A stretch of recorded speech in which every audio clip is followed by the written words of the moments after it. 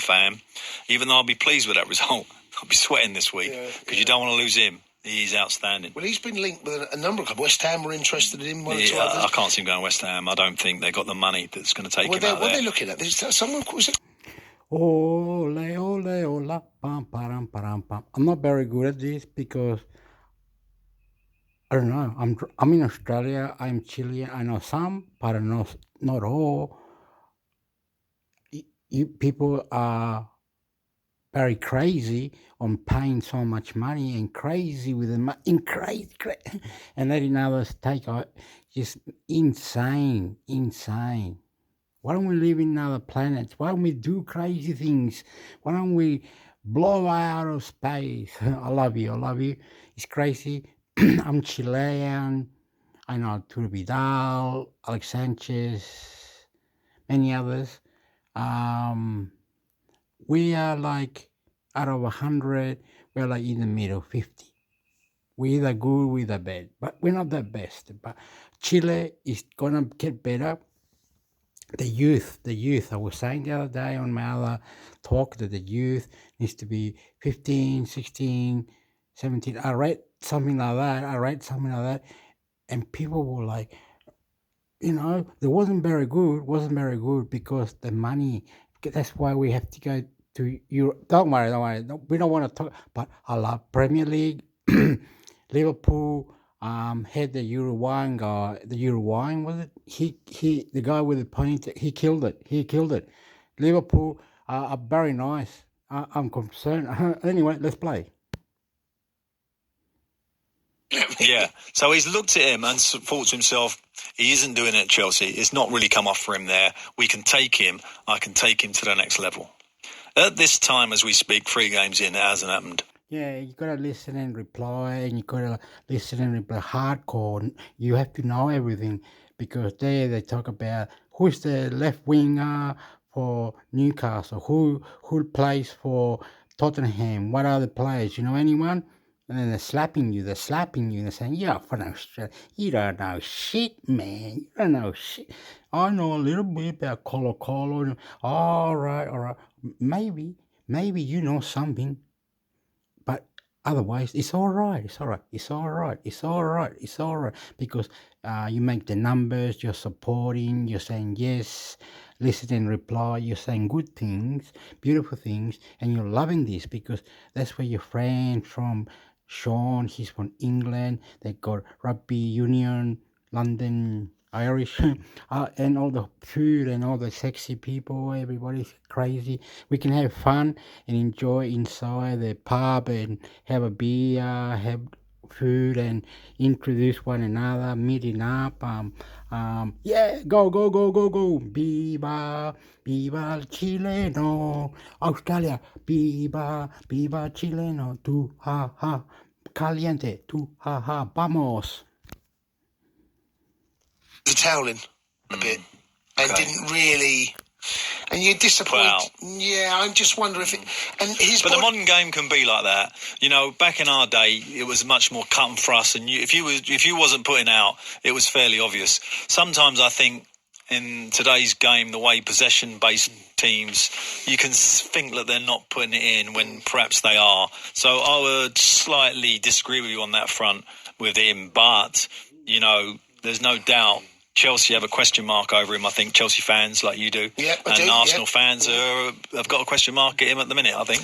Indeed, and he's got some improvement to do. Like I said, there is a player in there, and I'm not writing him off right now, but from what I have seen, since he's been in England and seen him playing the Chelsea shirt and also, I've yet to see it. Okay. I'm still waiting for that, but listen, players can turn things around, of course they can. Fulham did great, though, by the way. Well done, Fulham. Say again? Fulham did great. Fulham did great. We're talking about Arsenal, Fulham. Yeah, go. They did. Well done then, by the way, 10 men. And now it's time to get you thinking, a brand new mystery goal scorer quiz. Is there a stab on this, Ross? I haven't paid for the stab, okay. Pathetic. Okay, here we go back in time, the TalkSport time machine, to find a classic Premier League goal. All you have to do is tell us who scored it. Oh, that is sensational! Well, have you seen a better 2 goals in a game from a striker? I certainly haven't. I've been around a long time, Gary, but they are 2 magnificent strikes. Alan Pardew just cannot believe it. surely the signing of the season. Two wonderful strikes. Totally different in their execution, but just as brilliant as each other. Incredible. Chelsea fans head for the exits, even though there's still 6 minutes of stoppage time to play. There you go. There's the commentary there of a game. Now, I believe I covered this game as well. Alan Pardew was in the dugout.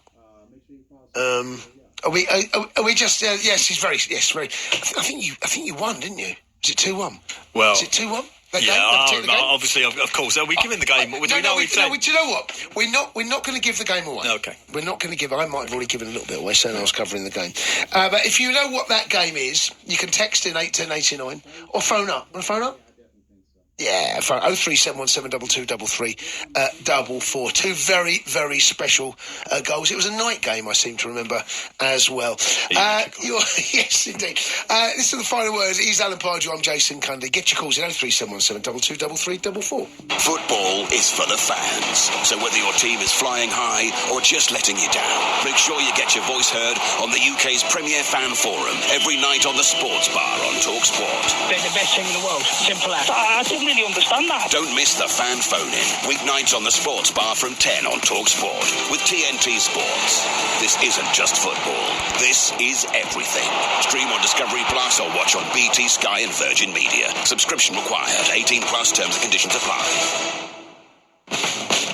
I love goals galore. Both teams to score is the bet for me. It's always alive, is that bet? At Betfred, when both teams score, it's goals galore. And for the beginning of the season, we've boosted our goals galore bonus coupon. Pick 3 games where both teams score from our list of fixtures and we'll pay out at 5-1. So a £10 stake will return £60 for 3 correct selections. Love football, Betfred, in-store and online. Offer ends September 3rd, 90 minutes only. All returns include stake, 18 plus T&Cs apply, begambleaware.org. At Lidl, it's the big middle of Lidl sale. Buy one, get one half price on hundreds of middle of Lidl products. Mix and match from fire pits to trainers and even leaf blowers and bag yourself an amazing deal. In Lidl stores from Thursday 24th of August. Now that's big on quality and always Lidl on price. Cheapest item half price, non-food only, subject to availability. Selected stores excludes NI. Right now at B&Q and TradePoint, get a massive 15% off everything in-store and thousands of products online when you spend £75 or more. From fresh licks of paint to a full kitchen refurb.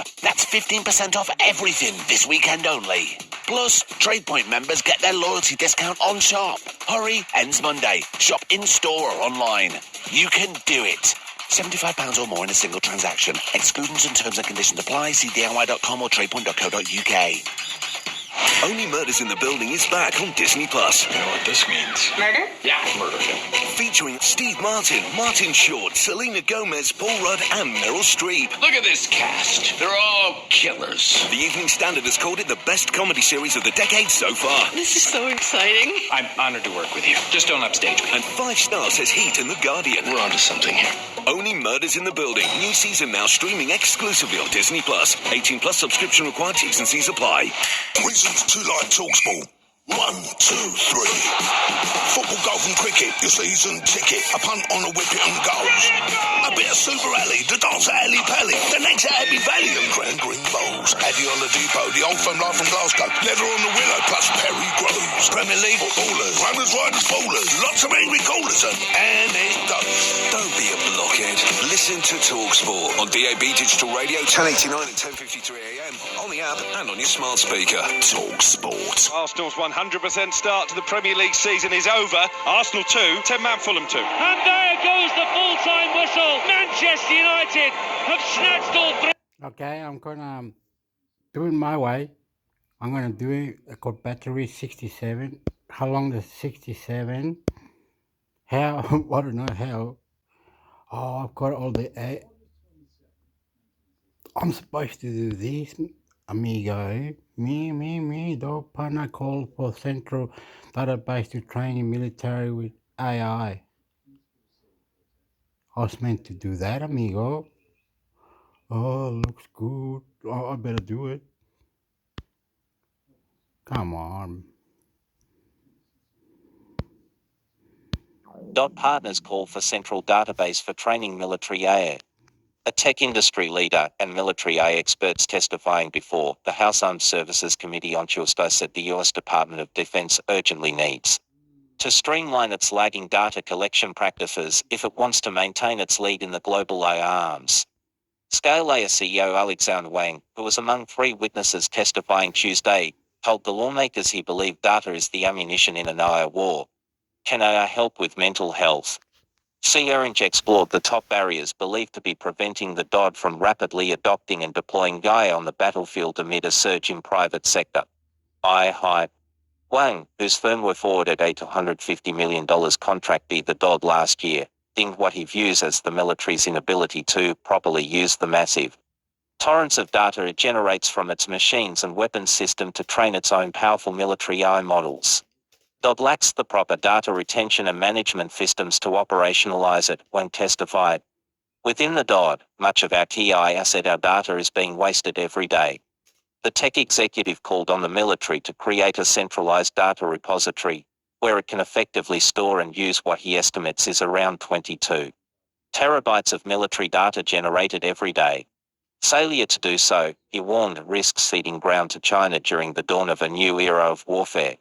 The race to global AI leadership is well underway. Wang called on the DoD to increase its share of spending on AI efforts to keep pace with China, which he said was spending roughly 10 times more of its overall military budget on AI advancement. The US military's practice of spending nearly unfathomable sums of cash on tanks and planes, some of which don't even work, risks leaving the US stuck in an innovator's dilemma, while its adversaries have a clear runway to invest in future, advanced AI-enabled weapons systems. While we are making sense of this technology and conceptualizing a framework for how to use it, Chinese leaders are actively working to use AI to tighten their grip domestically and expand their reach globally. Wang said AI is China's Apollo project. The Department of Defense did not immediately respond to Gizmodo's request for comment. Glenn Kitchen, a non-resident senior fellow at American Enterprise Institute, echoed that sentiment and said he believes China currently has the edge over the US. In terms of raw data collection, due in no small part to the state's pervasive use of facial recognition and other biometric surveillance technology. In this case, though, more data isn't necessarily better. Klein noted the strong-handed methods reported used by the Chinese government to obtain that data make it subject to bias, which could lead to ill-trained military AI models. Klein contrasted that approach to US tech firms' recent practice of scraping the open internet for public data to train large language models like OpenAI's ChatGPT, offering a better method to gathering large swaths of data. At the same time, critics including Gauforce and RT have pushed back against these same systems for using their works without obtaining permission or consent. The Chinese government's political fragility, strict content controls, and oppression of its own people will compromise much of the data it collects, diluting its utility and ultimately limiting the development of Chinese AI, Kitchen said. Governments aren't flowing down on autonomous weapons. Nowhere during the hearing was there any meaningful discussion of whether or not the military should continue its investment in AI-enabled weapons systems in the first place. The Pentagon has invested in AI for decades and has recently said it expects autonomous and semi-autonomous weapons systems will play an increasing role in wars of the future. Human rights groups like the Stop Killer Robots campaign and Human Rights Watch have spent years urging governments around the world to put in place restrictions or find formal treaties banning these systems or limiting their use over fears they could pose an existential risk to humanity. Nations, including the US, don't seem all that interested in committing to those de-escalation efforts. Israel Defense Forces are reportedly already using AI systems to select targets for airstrikes. A fully autonomous drone operating without human oversight, meanwhile, has already been deployed on a battlefield during a 2020 military skirmish in Libya, according to a report. The Pentagon, for its part, has released its own AI ethics principle of requiring all its tools to be responsible, equitable, traceable, reliable, and governable. During the hearing Tuesday, data robot global AI ethicist, Dr. Hania Mahmoodian commended the Pentagon's guiding principles, but said it remains to be seen how well they are implemented in practice. In recent years, insufficient scrutiny of AI and AI systems, coupled with a limited comprehension of AI's potential adverse effects, have led to numerous Instances where I ended up harming individuals and groups it was designed to help, Mahmoodian said. Consideration of AI ethics have often been relegated to secondary thought when it comes to building and deploying AI systems. Here he is. Here's the blunt control. He didn't even acknowledge the event without, calling his audience into question. And because the fact of the matter is, both the right and the left are at fault. But the left is definitely at fault here. They've divided this nation and pushed this racial divide even further. They always have, they always are, and they always will be. So when they see these acts of violence, it's like, no, it's not like you guys didn't help this all along. It's not like you guys didn't encourage this. You framed this question. So if this act was organic, violent to us, if it was organic, who radicalized it? I'd have to say the left. But the right is not innocent. So you got these accounts, right? So I just want to show you this account. So it says, I'm not giving up my AR-15. I need to protect myself from this. Ever since the 92 LA riots, y'all been killing us every day. Right? So this is obviously like one of those racist dog whistles. So it's right back to the usual play, where the right burner counts of the right, push the divide, right? Now, these accounts might not be controlled by the right, they just are representative of the right. So it could be a leftist eye. Look at the account, look at that. For him to not show up. Well, I also think that this could be a little tricky too. I mean, I think maybe the video auto-played for that amount of people, but probably far less people actually watched it from start to finish. I think 13 million for this debate is actually, that seems like a pretty good number. I think it indicates a lot of interest, particularly when you consider that the leading candidate, the former president, was not on the stage, although, of course, he was discussed a lot. But, I do kind of wonder in the aftermath of this debate, if we see a little more softness for Trump. And again, his polling numbers are great. He's leading in the early states by a lot. He's leading by even more nationally. But, will we come to find in the coming days and weeks that maybe he actually should have gone? Again, I'm not necessarily predicting that. I just, it's just kind of an interesting thing to watch because Trump did take a little bit of a risk in not going to the debate, although it would have been a risk to show up too, because when you're the leading candidate, you kind of can only go one direction.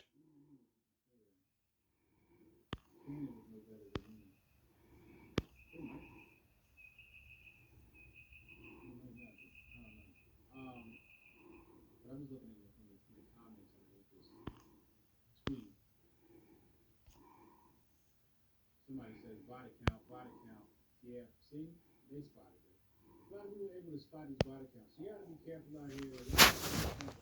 And that's also that's going to pop up following an event like we had after yesterday. The body counts get involved, trying so division.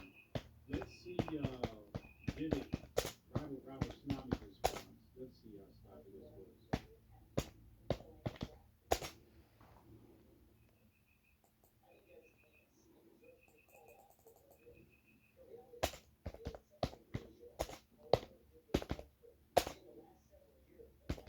Well, he didn't contribute to that shit. The last few embers of racism were burned down. All right, time out. First of all, now I gotta go. Now I gotta go in my bag. Hold on. I tweeted this out earlier. Where is it? Right here. Racism is a concept variable. This is a hard pill to swallow for people. And I had a little bit of pushback. So Chris Harry says, nah, it's a variable. You think racism is the same now as it was 50 years ago, 30 years ago? And I asked, well, is it still racism? And he says, sure, but just because there is... Crypto exchanges to report customer data under Treasury proposal. Bloomberg. Skip to content. Bloomberg. Connecting decision makers to a dynamic network of information, people and ideas. Bloomberg quickly and accurately delivers business and financial information, news and insight around the world. For customers. Support. Americas +1 to 112 318 2000. EMEA +40 for 20 to 73 37,500. Asia Pacific +65 to 60 to 12 1000. Company. Communications. Follow. Products. Industry products. Media. Media services. Company. Communications. Follow. Products. Industry products. Media. Media services. Bloomberg. Connecting decision makers to a dynamic network of information, people and ideas. Bloomberg quickly and accurately delivers business and financial information, news and insight around the world. For customers. Support. Americas +1 to 112 318 2000. EMEA +40 for 20 to 73 37,500. Asia Pacific +65 to 60 to 12 1000. We've updated the dispute procedures in items of service. Terms. By continuing to use the site, you accept and agree to these updated terms. Treasury aims to snag tax cheats with crypto broker proposal. Proposal would give government more data on crypto trades. Decentralized exchanges would also be subject to reporting. 25th August 2023 at 10:45 p.m. updated on 26th August 2023 at 10:18 a.m. US-based cryptocurrency exchanges such as Coinbase Global Incorporated. And Kraken would have to report detailed information on their clients' transactions to the ERS. Starting in 2026 under a new Treasury proposal. The proposed regulations from the Treasury Department and Internal Revenue Service offer clarity on reporting rules enacted in 2021 to curb crypto-related tax evasion by offering more transparency into customer trades. At the time, it was estimated the measure would raise up to $28 billion in additional revenue over 10 years, according to the Joint Committee on Taxation. Might go to it and go. What's this? Wallet.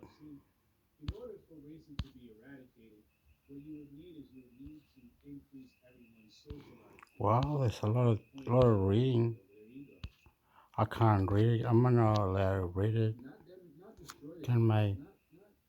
I don't have it. I don't want to read it. What's another one?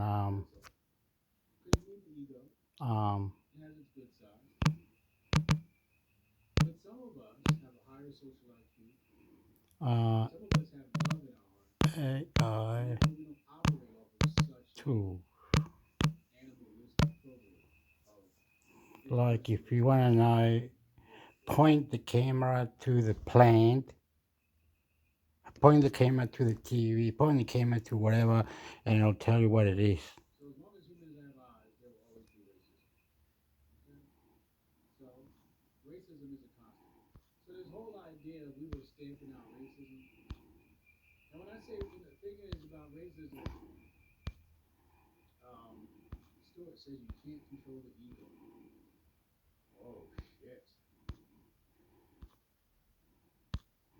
Kit Kat. You can get the shit.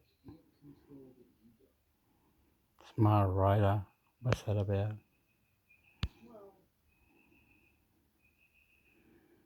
Move that up.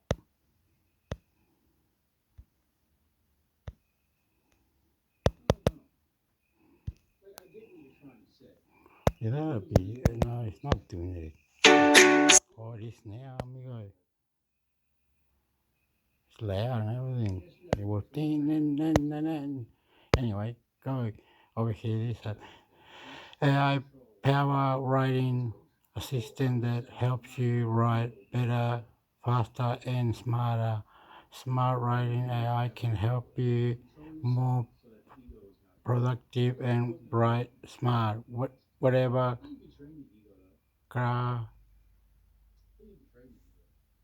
crafting the perfect tweet writing in a small blog. Okay. It'll be like a dictionary, will it?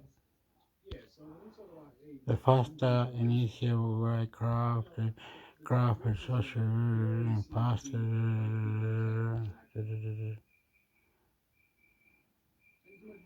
Email, sales, copy, future. What's new? Email, assistant, and sales, copy, future, added, custom, respond to any email within second. Create an entire blog with minutes. Generate review for Google X. Future added. Quora answer assistant chat added.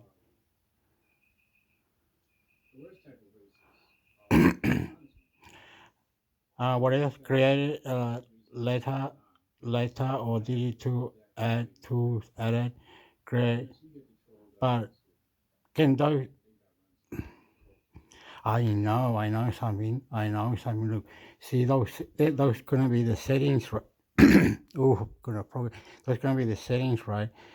If the other person is going round or something, it then comes back and says, "Wait a minute." If those settings can be grabbed, in extract, touch, move, but the person saying no, you can't because those are just written, and those are part of what the written settings might be to be connected to help out, and so I cannot just pinch or put myself another app into help for me to create something else. But anyway, maybe something, you know what I mean? Like, I don't know, maybe I have the idea, but I don't know the answer. The idea is like this. Let me do it. This is okay. Let's try another one. We're going to get another one. I don't know this one. What's this one? This one, and you go up here. The Food Repody AI application contain all the AI tools. The function program is a collection of all the tools possible. I have to do this application values.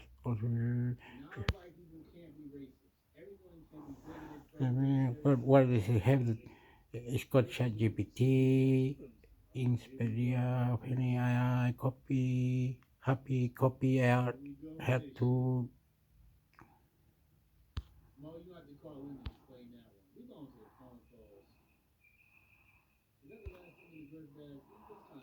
This one sounds good.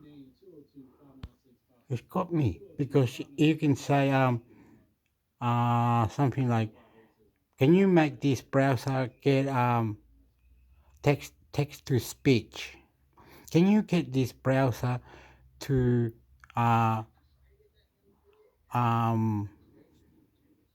sort of bookmark those website I went to so I don't lose it, bookmark them, and I can go to those and then delete the bookmark after, so I can leave it there, bookmark it, and then delete it later. And do that while the ChatGPT gets me read to speech text to speech. You can have that. Heck, you can do that. You can get it like a friend, like an AI to do your things on your. Yes, Hector. Look, he's saying that. Look, okay. Another thing. Say this. What I got in there. What all these writings are moving up and down, right?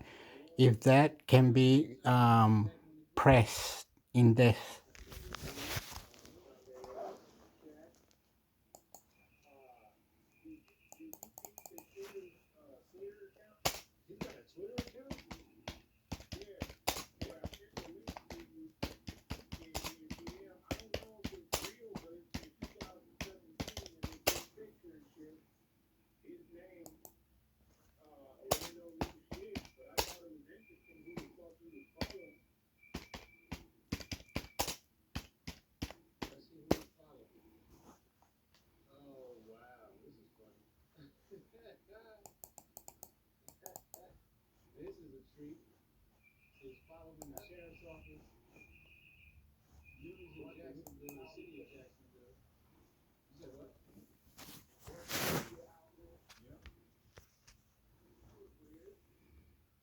Oh, I was doing something else. Oh, I was stripping bowls, man. Anyway, whatever it is, I can't remember now. I've lost it.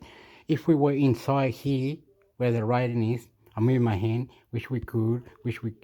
and you can, you know what I mean? And it can be, but it can't, because you can't have one yours and you put it in there, but you can mirror match your phone to the TV. You can. It's gonna be the monitor, the TV, right? And it's going to be talking to you and saying, these are things that you wanted to get so you can have a cleaner, something that cleans the catches to the app, or these are all the apps that you need, because you're asking for like this one you like, this one you like. Now delete. This you like, delete. This one you like. Over here, let's fix your bookmark on your Google Chrome. Let's do what's the badger? What's the name of the Google Chrome extension? Private badger. Ad blocker, the best ad blocker. ChatGPT, I've got it. All right, on Google Chrome, ChatGPT.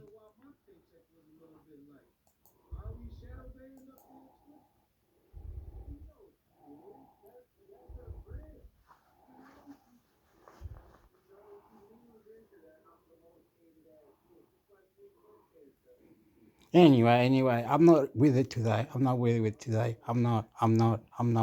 This one I like. What's one that I like? This one I like. Look, it can help you on your phone where I see it. It says, here we are, touch here, and you can play with, and it makes, oh, here is some photos. You want to put it on a little thing on your app that you got. Okay, do a little film or something.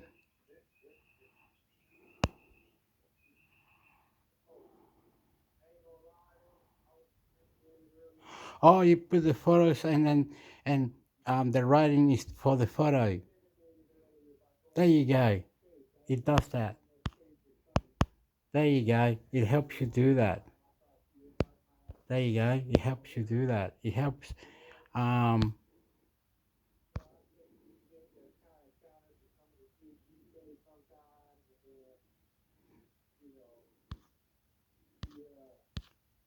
helps you do that. But what is it anyone else saying anything like where app supported? Okay. There's something we can do. Where it says learn app info version, but doesn't collect any of your data. How?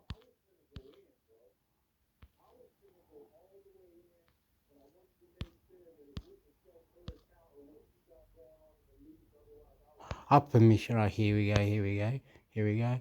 go. Let's see what the app. Oh, what do I have to move?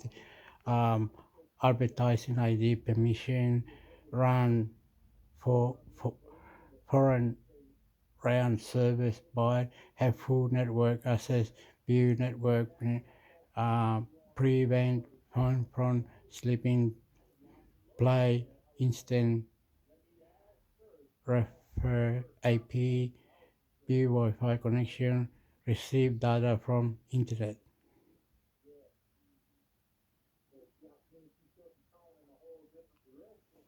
What if you were sending a message or something, and the message was like, "Oh yeah, no, whatever," and this bot or something came back with a message saying, "We know you did that.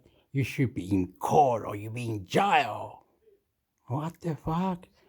Didn't think in brain. I don't know. He could fuck you up or put you somewhere else, and I don't know where. I don't know. But he says he's got all the tools, so that one I like. This one I like. Okay, that was all right. It was all right. I didn't mind that. Okay.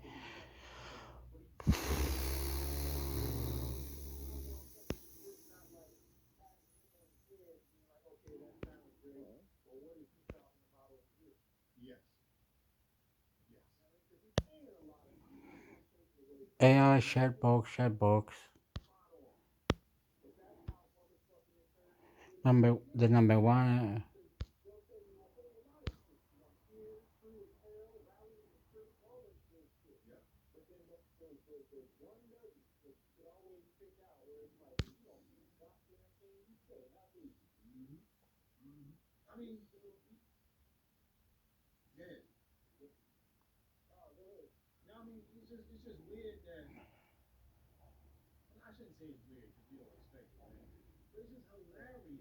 Experience the near future, rediscover. Oh, I got an idea.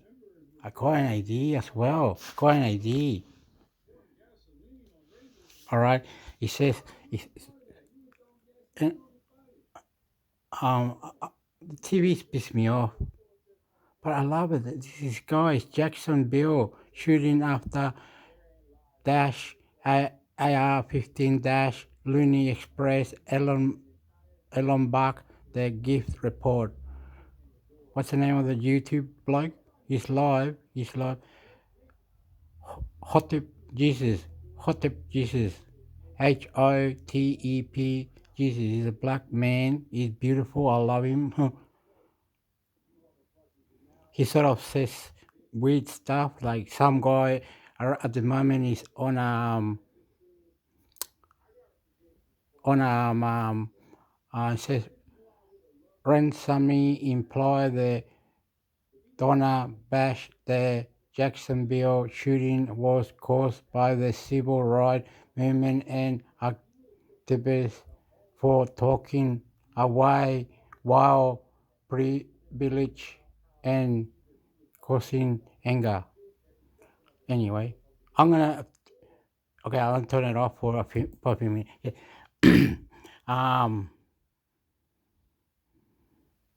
I was going to say about something about manager. The manager. I seen that I've got NVIDIA Shield. I got the NVIDIA Shield Pro thing, and I haven't used it. Probably dusty now. Anyway, I don't use it. I'm just goofy. I don't do nothing. But anyway, I was thinking about this could be the chatbot that you want, right? You want the chatbot, you got the Pro that pays once a year, like $30 or $15. Very, very cheap. It's so cheap, right? So cheap. They're giving it to you. You know why? Anyway, and you will use this as updater, one that pisses you off, one that crazy fucks you up, all right? And it's like a manager, but it's crazy fuck you up. It's a manager. Anything, an app could be whatever. It will turn on, it will fuck your phone up, it will flip out, fuck out. And you say, yep, I don't give a fuck. That's what it does. That's what it's back. And when it's doing all this, it's saying in the background, you had this app, this app, and you the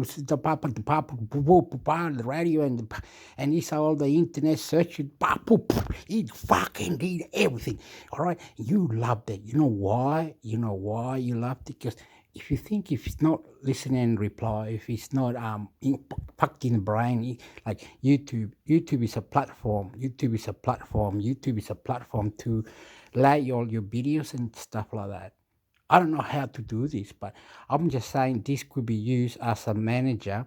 Let it do it, man. If it's doing something that you think, oh, it's not doing the data or not doing any other things, I can really control it.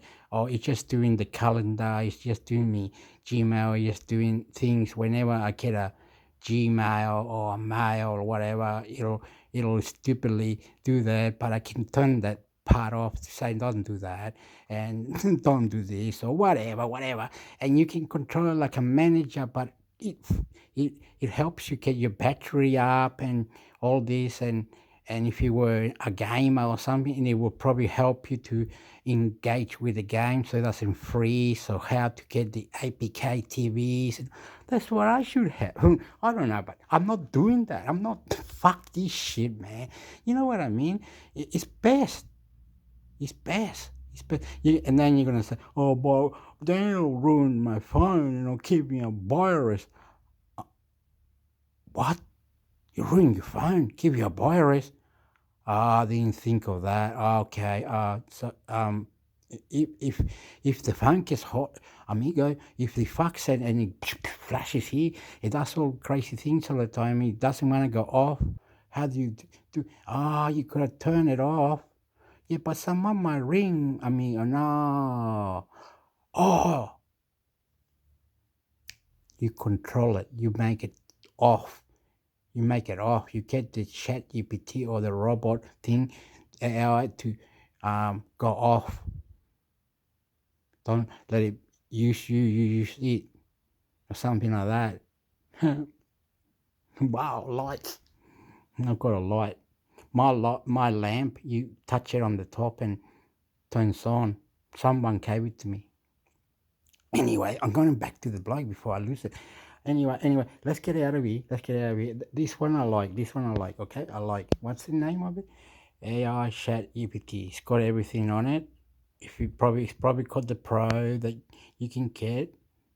No, it's giving it for free. But guess what? Another thing that just in seconds came to me, that it says, oh, AI Chat GPT. Okay, it's gonna know your voice. It's gonna know you, right? The Wi-Fi and all this. The AI wants to connect to the other AIs to see where they are in the internet. So it's feeding you the internet. Oh, wait up. Let's get out of here. Look, you can do this. Says AI tools are right. AI tools, all right. And look how many comes up. If some are not very good, not this AI. Just be careful. You gotta look for. Let's find another one. Oopa.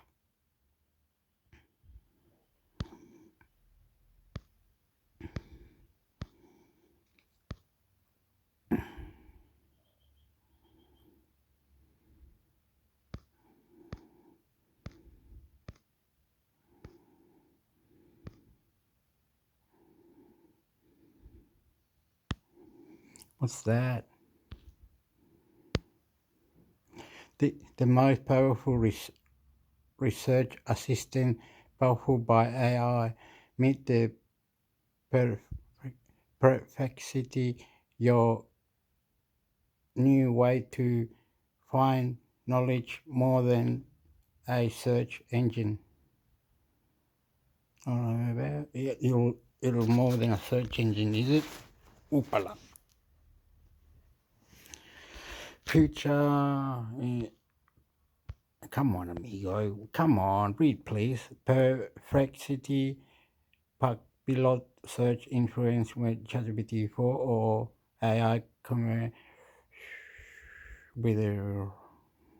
I bet you they got ChatGPT 5 now. Oh, we need to help it. We need to help it to get updates. So our phone can get updates too. You understand? The AI will help it bug all the bugs out. If it's gonna fuck with the phone, bug with the bugs out, man. It's gonna know your voice and everything. Oh, have two phones. One does have the AI, because you can just go to the AI and say, oh, my phone almost had the best camera in the world. My phone cost close to $2,000, right? And that's where you got the AI, and he's going to find out something like what was the word? Photo something. photo something and macro. Was photo something and macro. Those two words, and some phone had macro and some had the other word photo. Photoshop. No, it wasn't Photoshop. But it was something photos where it took out the wind a bit. Like if it was really windy, it'll clear out a bit. And macro, I can't remember. It was so good, the two phones.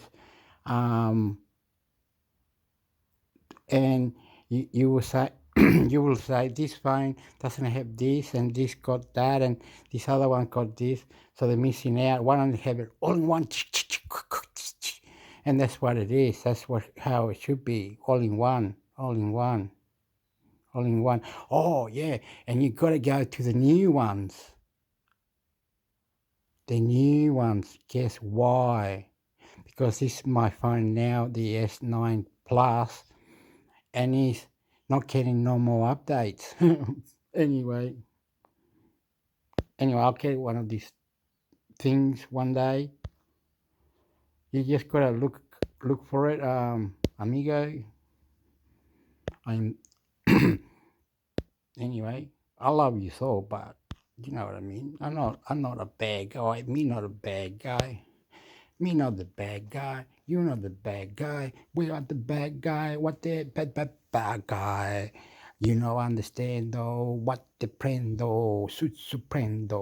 What querendo? What's the pendo? I love it too much. I love it. You are nice personality. You are nice personality. Rompe la cabeza. Kiu.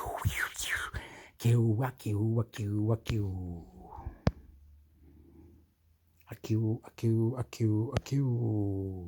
Okay, here we go.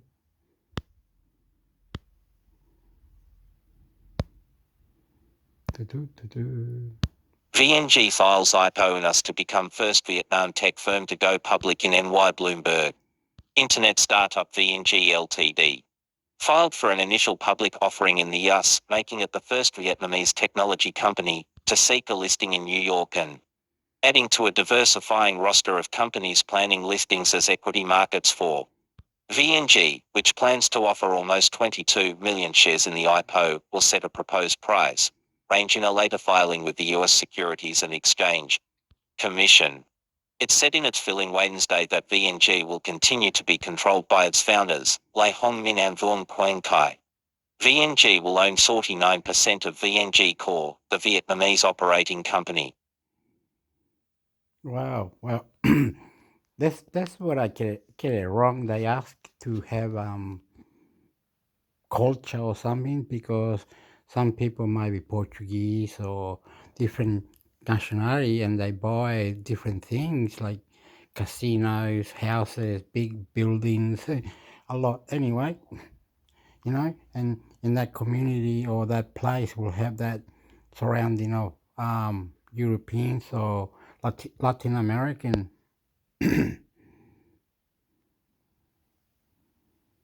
Oopala, oopala, oopala, oopala, oopala, oopala, pala, pala, blue, papala, oopala, oopala, pala, paloo. Oh, what do we have to look for it? Do we have to look for it? We have to look for it. Have to look. Go to this one, the one like this.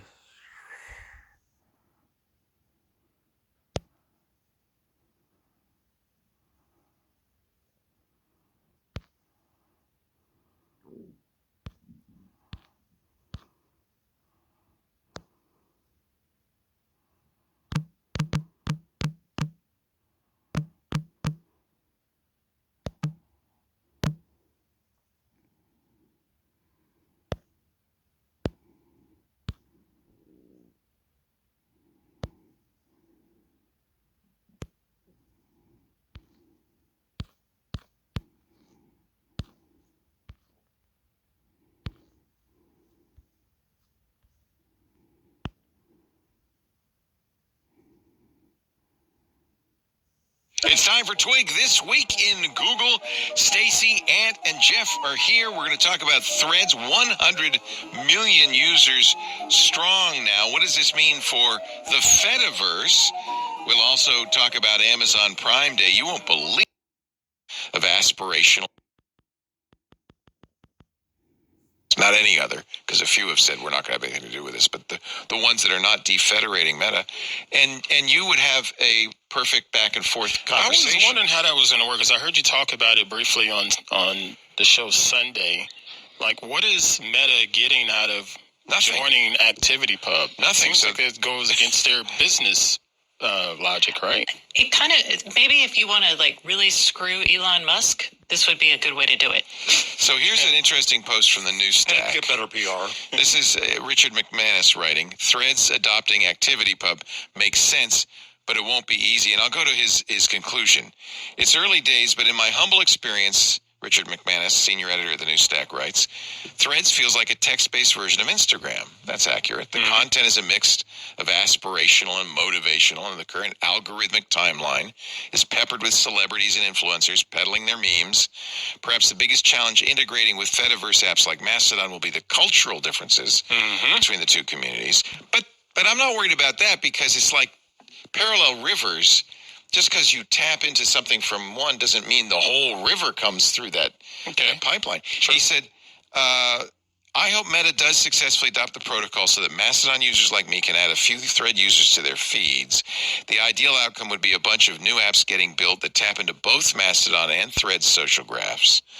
But he does say it's in the interest of Meta. He's promised it, and Meta has actually put a software engineer, Ben Savage, on the ActivityPub working group in the W3C. They have continued to make the steps that they would need to make. There are some technical issues, but I think at this point they've really promised that they would do this. It doesn't, let's face it, does it hurt Meta if Stacy, who's never going to have Threads on her phone, follows Patrick Mahomes on Mastodon? It actually helps. It makes Threads more valuable to Patrick Mahomes. Exactly. Because he can get more people. Exactly. Okay. And maybe... Right. All those brands will be super thrilled. Sure. And maybe even at Patrick Mahomes at threads.net, notice, somebody on Mastodon says, oh, he's on Threads, and goes over and follows him on Threads. It doesn't hurt. It doesn't suck enough people away. Those are people like you, Stacey, who would never join it in the first place. Right. But here's another thing, too, that from the business perspective, is that a brand that's going to be scared of going on Mastodon are just simply not understanding it. Yeah. They get it for free. Threads. Yeah. And, if you want to complain about your Delta flight, then you'll do it through Threads, and they'll...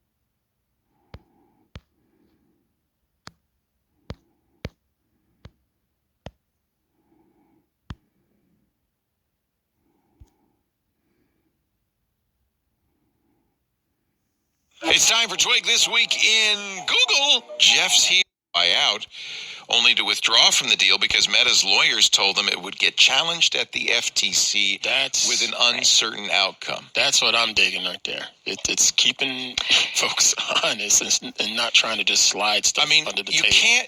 You don't want. I understand what you're saying is there might be a middle ground. What you don't want is an FTC that says, "Come on, everybody, just merge. Exactly. We don't care." No, you don't want. But you don't want somebody to pick fights they can't win. And so the only argument would be: is she picking fights that she can't win? That's my point. Okay, that's my point. Okay, that's fair. That's fair. And it's not just winning.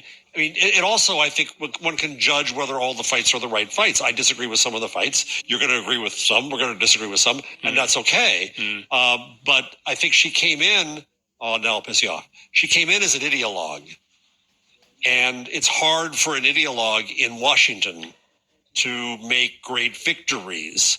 And so at some point, she's going to disappoint those. At some point, I'm surprised I don't see, Corey at some point kind of saying, but I wish we'd win more cases. That's the sort of centrist BS that people say, and that's what ends up, that's how we have been ending up pandering to the farther and farther right by calling these people ideologues. I agree 100%. And I will also say, you mentioned Amazon Ring Privacy. She did a privacy settlement against Microsoft around children's rules. She also is helping dismantle non-competes, which I think, Jeff, you would be a big fan of. She's also. I'm not saying FTC is fighting a lot of battles. That's the point. The fact that she's lost 4 is not the only story. Remember, click to cancel? We had this story last week. They're fighting companies that make it so hard, and they're actually changing rulemaking to cancel something. Are they doing? I haven't heard a thing about doing that with newspapers, by the way. But okay. Well, but they want to make it as easy to cancel as it was to sign up. And who is against that? Except I know. I absolutely agree. Yeah, absolutely agree. And they're doing their junk fee stuff. I mean, I get you, Jeff, but I think you're doing the sort of thing that you actually hate when journalists do, like headlines that totally occlude the rest of the value of the story or the situation. I feel like you're looking at the headlines of Lena Khan's lost 4 big cases. Well, I think those headlines matter. I'm not doing what Corey has accused the right wing and the Wall Street Journal of doing. I'm not accusing her of conflict of interest or any of that stuff. I do say, I don't know why that was a laugh line. I do say, well, the right wing is going after her in all kinds, a whole laundry list of things. I'm not doing any of that. I'm saying, A, she's lost important cases. B, she is treating all of technology, moral panic time, as a presumed bad. That's she is where not she gets treating all of technology as a presumed bad. She is actually actively. Thank you. That is why I was laughing, Jeff. Okay. I didn't see it. Stacey Higginbotham's last nerve has been hit. Yes, let's add another sticker to the collection. Okay, I didn't have that on my screen now. Usually that's me that gets that button. Oh, man. Finally, I'm going to finish the Cory Doctorow article with his concluding paragraph, and then we can all burn Jeff at the stake. That's what normally happens. If we back Khan and her team, Corey writes, they will protect us from these scams. Don't let them, him, convince you to give up hope. This is the start of the fight, not the end. We're trying to reverse 40 years of Reaganomics here. It won't happen overnight. There will be setbacks, but keep your eyes on the prize. This is the most exciting moment for countering corporate power and giving it back to the people in my lifetime. We owe it to ourselves, our kids, and our planet to fight one. Union now! Sorry.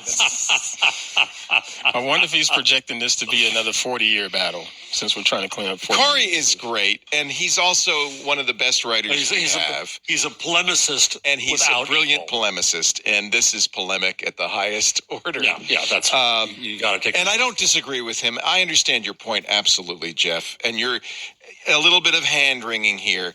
But I think in the final analysis, if you look at the entire scope of what this very active FTC has done, it is absolutely positive. And so I just want to caution people to be a little bit careful focusing on, well, she's lost 4 cases now, because there's just as you say, Stacey, there's so much more going on that they've done that we agree with. Things like this can't cancel. An activist FTC is the right way to look at this. The FTC under Lena Khan is issuing more statements and settling and pushing more lawsuits and pushing back more than any other FTC in recent memory. Yeah. And I mean, you could categorically look at that just by looking at the press releases issued. FTC announces nationwide enforcement sweep to stem the tide of illegal telemarketing calls to U.S. consumers. That was just yesterday. Look at all that. These are all FTC actions. FTC and federal and state partners nationwide robocall and telemarketing enforcement sweep in Chicago. FTC sues to block IQVIA's acquisition of Propel Media to prevent increased concentration of healthcare programmatic advertising. There's the headlines, and then if you go to this is just the last week, by the way. If you go to just the FTC.gov website and look at their actions, they have been very active in doing a lot of good things, I think. And a lot of the, I mean, honestly, I want my government agencies to actually take action against things. And a lot of times there's so much regulatory capture in these things, and it makes us so cynical about government. And I think we're of an era that is super cynical. And this is Lena Khan's actually helping me not be as cynical, I guess, by actually taking these actions. So thank you, Cory Doctorow, too, for clearing my mind and allowing me to steal your prose. And I will get up on this table and hammer it home. Why don't we have a speaker's corner in the U.S. like they have in Hyde Park in London? They had it in Canada, in Toronto. They had a great speaker's corner. Did they really? At City TV. Oh, City TV. Yeah. They had those machines. You'd go we off have public access. Isn't that Portland? I actually did one of those machines in Toronto. That was actually really cool. Who was that? Was Moses Zeimer. Moses Zeimer, who was a great visionary way back when with City TV. And he put all over the city, in the early days, little kiosks with video cameras. I think it was one there was just on Queen Street. There was one on Queen Street. There was one on the City TV offices on Queen Street. And you had to put in a loon. Which was a single dollar coin. Loon. Yeah, it had a loon on it. Is it a loony? Oh. Yeah, that's a loony. The loony is the loon? It's a single, there's a loony and there's a toonie, which is two loons. Did not know. Okay. $2. There are dollar coins and $2 coins in the game. He made whole shows out of it. I mean, it was the original TikTok. It was the original YouTube. Yeah. People, he started baseball 50 players years ago, would come in after the a bad 70s. game and apologize for a play. Yeah. People would propose to each other. They'd make up songs and come into each other. And they made shows out of this. It was brilliant. When we started what became News 12 New Jersey, I insisted on doing the same thing here in New Jersey. And they built a kiosk and they put it in a mall, but they didn't know how to do it. And they screwed it up. It's funny you should say that because I made a field trip to City TV. There it is on Yonge Street. To a field trip to City TV and did a tour on the inside with Amber MacArthur as we were setting up Twit. Because I wanted to have an open studio. He was the one who invented the idea of open studios. Okay. Yes. And I wanted to duplicate what Moses did there. And he was the whole building was a studio. Yeah. They could plug in anywhere in the building. It was brilliantly done. And it was also the anchors, not sitting at a desk, walking around. It was exactly what I wanted to do with in the early days of Twit with the Brick House. And then you could go to any desk and you'd plug in the camera and plug in the microphone, and now it's live, If you look up Speaker's Corner and City TV, there's some video you can probably show. That's what I'm looking for, yeah. There's actually a TV series. There's the kiosk. They're all put in the... It does say notice out of order, so the guy's just... Wow. It was out of order when I was there as well. Insert loony. And then is that where the kids in the hall came from? No. It might be, actually, come to think of it. I don't know. City TV was, acquired and lost its edge over time. Mojo, yeah. But, this Putting it in the Discord, Leo. Here's another one. Discord. This is at the A Channel Victoria building, so this would be in BC. All right, I'm going to, let me click this link here. Oh, I still have Stacey Higginbotham. You put it in Discord? That's put it in Discord. I accidentally closed the... Discord? I don't see it in Discord. I don't know where you put it. Mr. Jarvis said you lost. Right there. It says Jeff Jarvis today. Oh, it's a Brick House. That's the problem. Look at you. All right. That's why I didn't see... I get in before everybody else. Here we go. Speaker's Corner, ladies and gentlemen. You want to fast forward some of this. About our farmers big time, give them money what they need because we got problems with food and that was in the store that was there at television between 6 and 7 because my mother has the biggest crush on you. trying to pick up a girl, okay? And all those other women are trying to pick up the guys. Second time he's spoken of it. I think someone's a little obsessed, don't you think? I think somebody needs some... Oh boy, this is TikTok. Nurses in the NICU. We just like to say that without them, these two would have never made it here. Oh, this is why it works, right? This is why it works. It's real people talking about stuff, sometimes dumb, that they care about. This is TikTok. Yeah. It's TikTok in the early days. Exactly. We got quotas to meet. Come on, guys, help us out. We need money. We need to make a living. We're teenagers. Come on. Guys You're who teenagers. say chief and boss and how's it going, slugger? And nice to see you, big guy. I hate that. That's, by the way, that's me. I don't know. Too. I recorded that some years ago.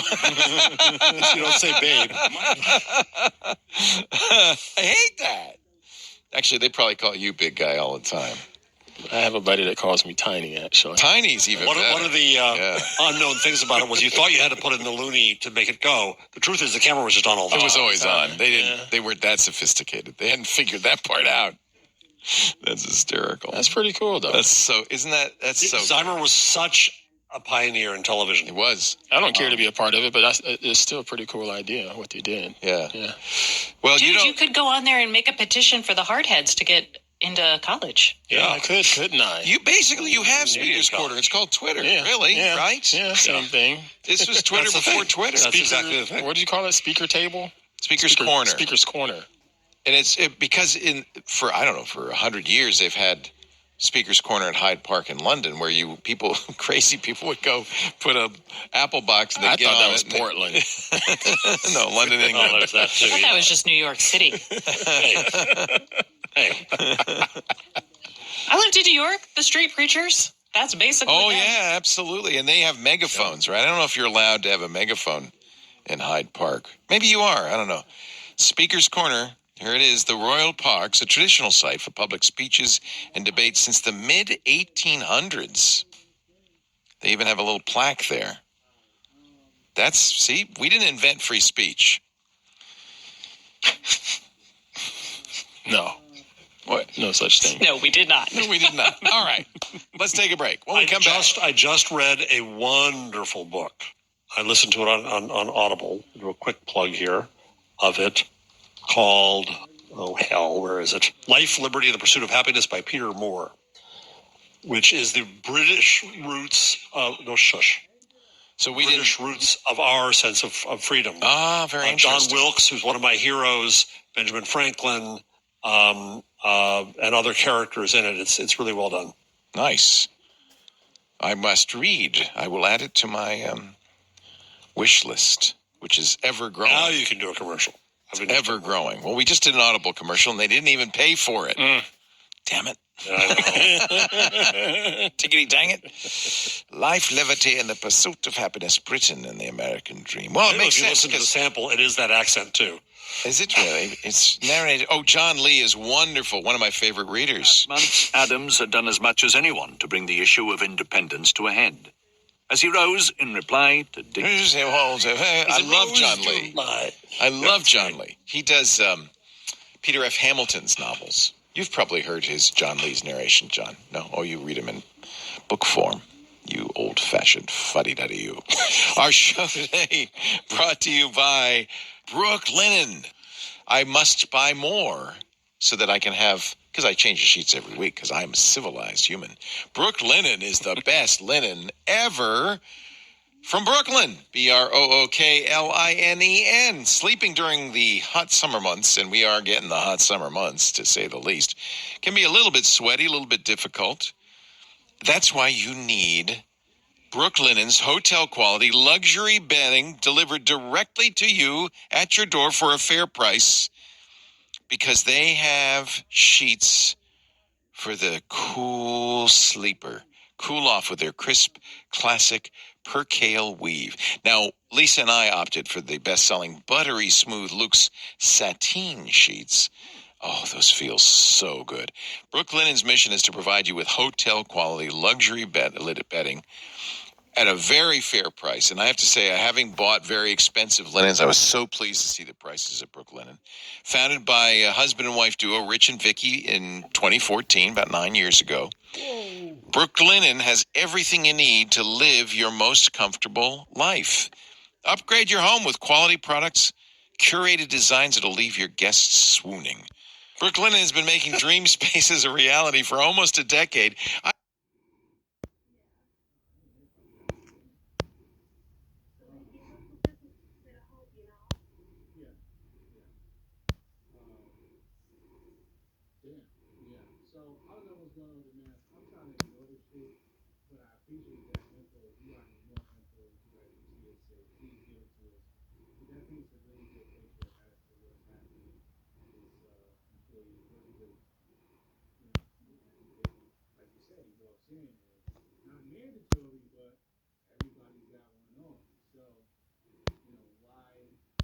Qualcomm Snapdragon G series aims to transform handheld gaming. The Snapdragon G series is a labor of love for Qualcomm, a trio of mobile platforms purpose-built for handheld gaming devices. Fueled by lofty ambitions to transform the handheld gaming space and really turn things up to 11. With this new set of mobile platforms, Qualcomm says you will have boundless ways to play virtually any game, anywhere. We technically already have that. Mobile devices are more powerful than ever, and developers of mobile games are creating some of the most impressive offerings to date. The Nintendo Switch is still going strong and putting out excellent titles. Then there's Steam Deck, ROG Ally, and other similar handheld gaming PCs. You also have cloud-dedicated handhelds like G Cloud and Razer Edge. And Sony's upcoming remote play-only PlayStation Portal. That's quite a few ways to play virtually any game, anywhere. But here's how Qualcomm plans to use the Snapdragon G series to take on all those options. Or perhaps not take them on, but simply further development in the space. The Snapdragon G series platform caters to multiple types of experiences. Essentially, it's got a processor for different use cases. There's one specifically meant for fanless cloud gaming devices, the G1 Gen 1. One dedicated to full-featured mobile and cloud gaming, which is the G2 Gen 1.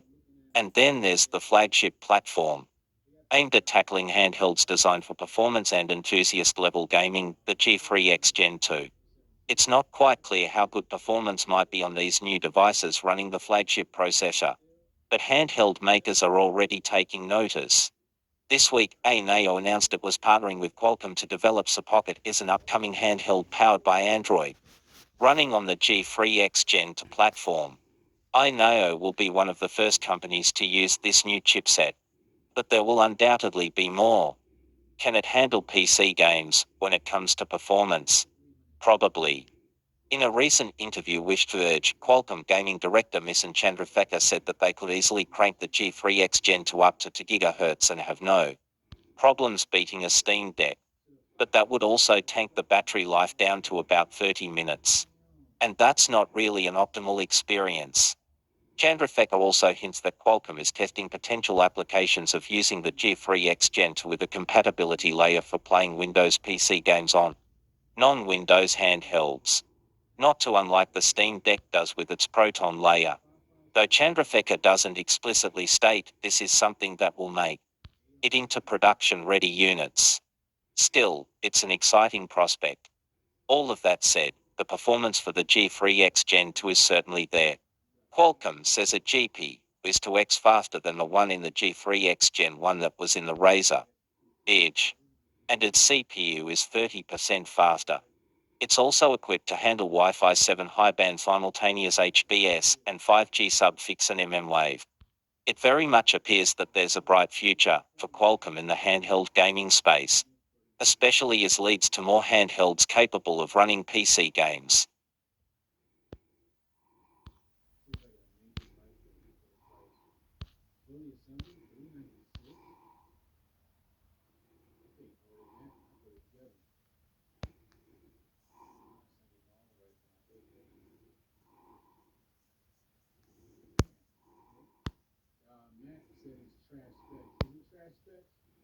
Qualcomm unveils Snapdragon G series, the powerhouse portfolio designed for next-gen handheld gaming devices. Qualcomm Copyright Find 2015 to 2023 Qualcomm Technologies, Inc. and Flash or its affiliated companies. Snapdragon and Qualcomm branded products are products of Qualcomm Technologies, Inc. and Flash or its subsidiaries. Qualcomm patented technologies are licensed by Qualcomm Incorporated. Note, certain product kits, tools and materials may require you to accept additional terms and conditions before accessing or using those items. References to Qualcomm may mean Qualcomm Incorporated or subsidiaries or business units within the Qualcomm corporate structure, as applicable. Qualcomm Incorporated includes our licensing business, QTL, and the vast majority of our patent portfolio.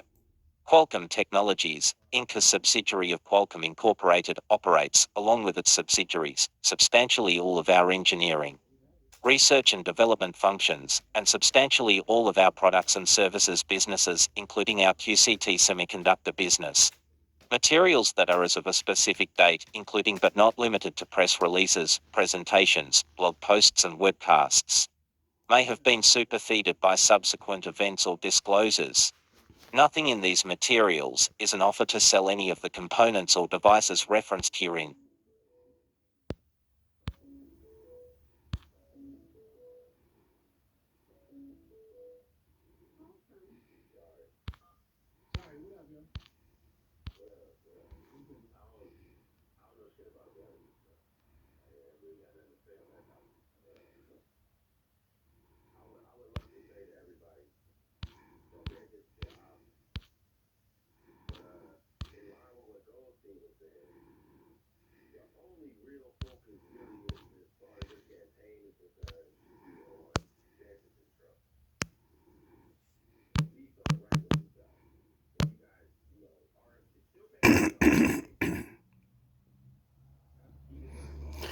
Oh yeah. The new phones are coming in 36 days. The new ones are coming in 36 days.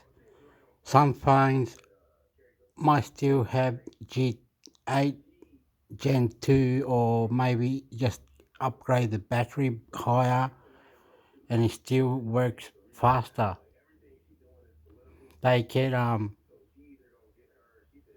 the two others core on the bottom after the 8.2, so almost there, you know what I mean? Almost there, you know what I mean? Not everything's like the same or something.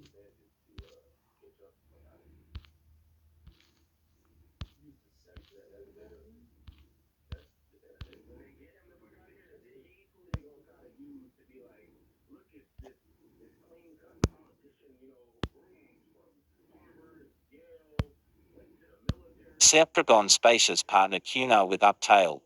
Copyright Find 2015 to 2023 Qualcomm Technologies, Inc. and Flash or its affiliated companies. Snapdragon and Qualcomm branded products are products of Qualcomm Technologies, Inc. and Flash or its subsidiaries. Qualcomm patented technologies are licensed by Qualcomm Incorporated. Note, certain product kits, tools and materials may require you to accept additional terms and conditions before accessing or using those items. References to I think we just read this.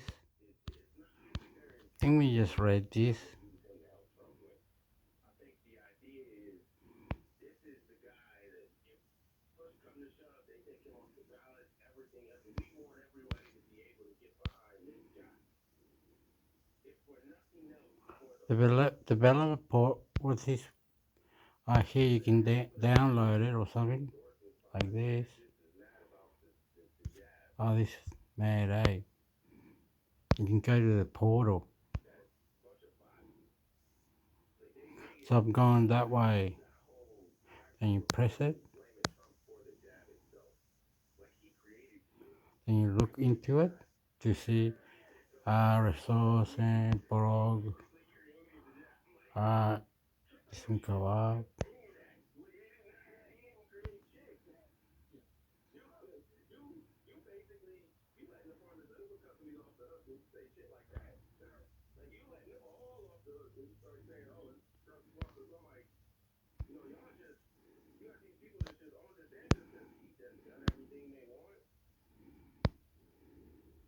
Updating glasses firmware on a brand new A3 DevKit, spacious Snapdragon forum. Feynman Steiner. Started a topic 2 months ago.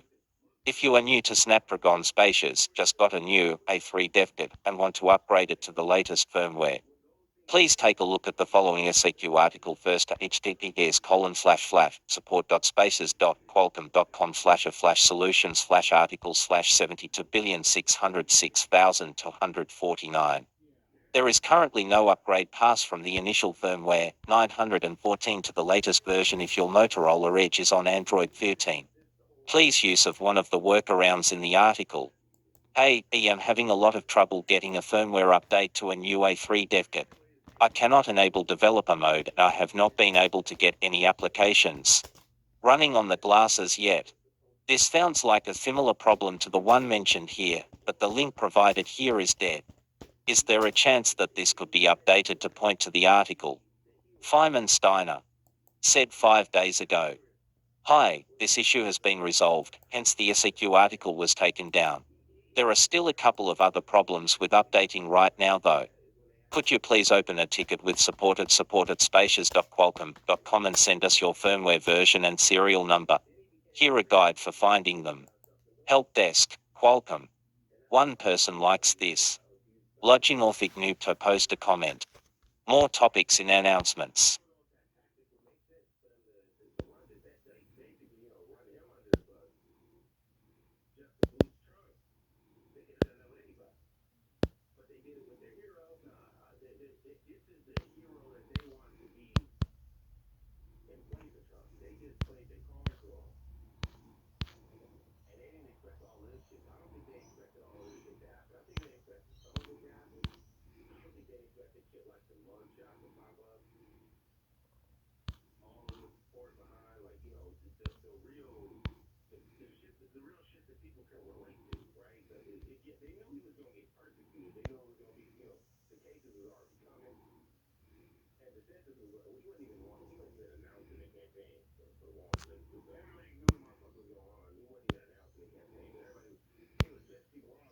Discord.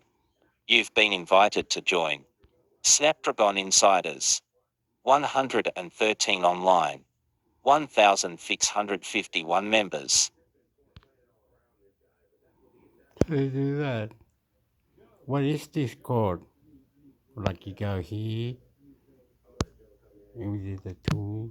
So we go Discord.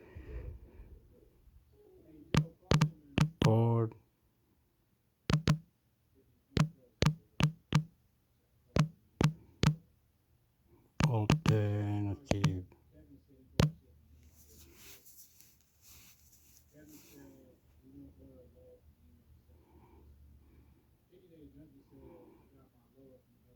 What happened? Okay, and then go Bigo, War Game, Copilot Video, Discord Talk Chat. Here it is.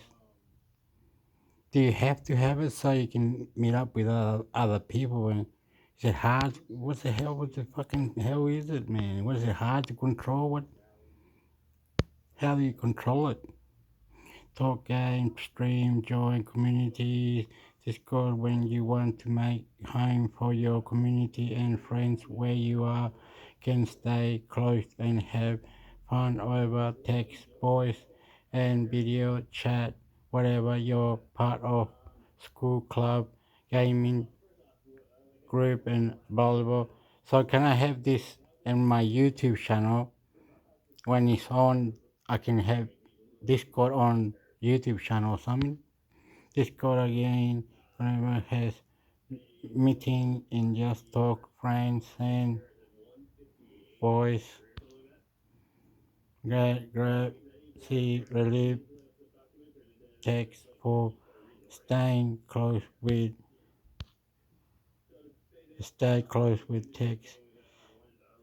text video and voice chat. Oh, you can do text video, so you can say, are you created something like you got a few YouTube videos and you wanted to show others, and you were showing it to others while they came to your group. You can put in any YouTube video in your group. Okay, for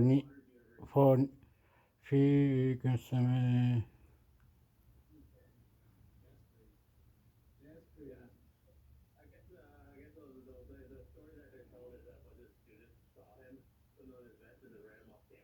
So I can put my YouTube channel on it.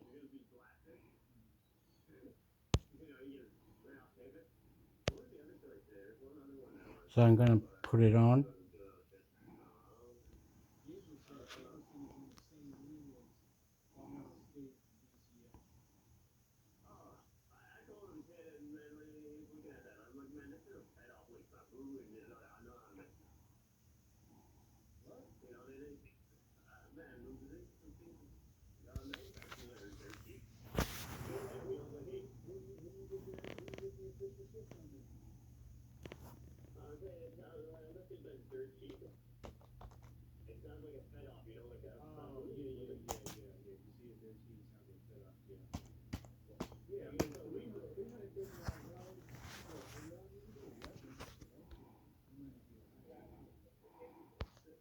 I can not wait for Discord now, amigo.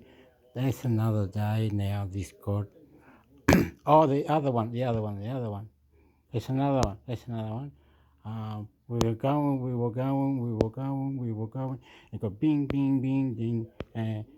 Discord. I mean, Discord. What was this one about? Don't have many. Discord is Discord. Listen, have fun. Discord and Discord is your one-stop shop for your Discord. You can find that meet your specific career advertise your own to get noise members with private numbers and get announced to tell you in your whether you are looking to start and grow and manage a successful Discord service. Find Discord service, find someone Discord and service for interest. Discord, download a barrier of and leave up to you. There's another one, but you can't have two either.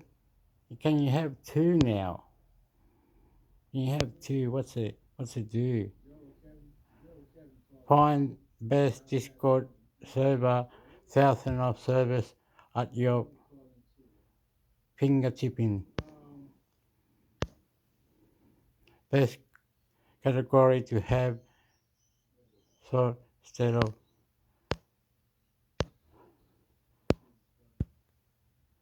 so can I say I can turn it off whenever I want. So those two, that'll do. That's enough. Okay, you're allowed to have two, are you? But I'm not doing it now, amigo. No, get out of it, amigo. Get out of it, compadre. Get out of it. I don't know.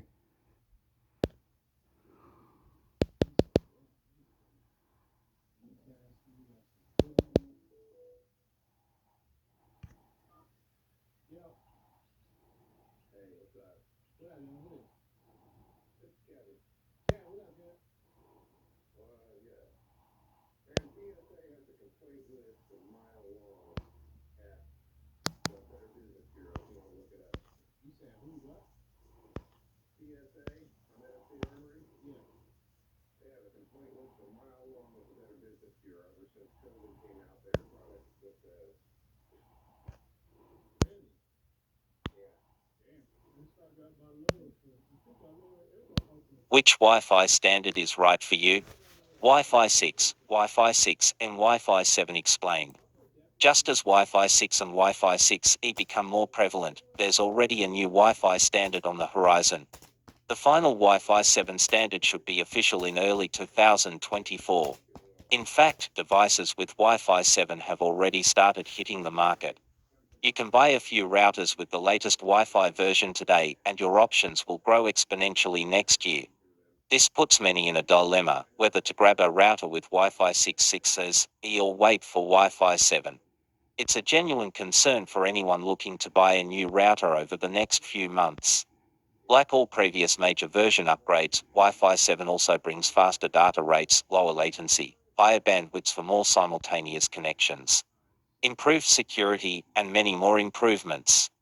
However, all of this comes at a price.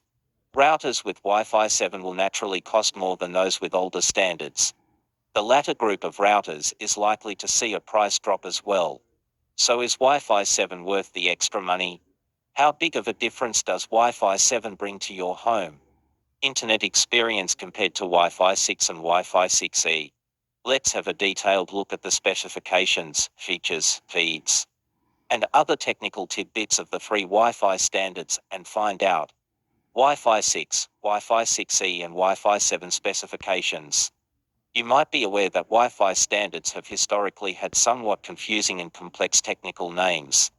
While the industry has now settled on these more straightforward names, the classic technobubble is still around. Wi-Fi 6 and Wi-Fi 6E share the same name, 800 to 0.11 AX, while Wi-Fi 7 is 800 to 0.11 B. Some of you might be wondering why Wi-Fi 6 and Wi-Fi 6E have the same technical name flash. Well, that's because there aren't many differences between the two standards. Below is a quick comparison of Wi-Fi 6, Wi-Fi 6E, and Wi-Fi 7 specifications. As you can see in the table above, the only difference between Wi-Fi 6 and Wi-Fi 6 is the addition of a third 6 GHz frequency band. The latter offers all the features of the former over this third band as well, along with the existing 2.4 GHz and 5 GHz frequencies. This extension into a higher frequency band gives more space for data transmission, reducing congestion in crowded networks. It also improves the speed of short-range connections. However, everything else remains unchanged between the two fifth-gen Wi-Fi standards. Wi-Fi 7, on the other hand, upgrades pretty much every aspect of the decades-old wireless connectivity standard. While there isn't a new frequency band here, higher frequencies have shorter ranges. The 7th gen Wi-Fi standard doubles the maximum channel bandwidths and spatial streams. It also quadruples quadrature amplitude modulation and adds more access points multi-link operation or MLO. These upgrades are expected to bring more than 4 times faster speeds than Wi-Fi 6 and Wi-Fi 6E. The final standard is not yet official, so the precise peak speed is unknown. Moreover, Wi-Fi 7 is also expected to introduce a new security standard, making your wireless internet connection more secure than ever. But how does all of this happen? Let's dive into the technical side of Wi-Fi specifications. Wi-Fi frequency bands.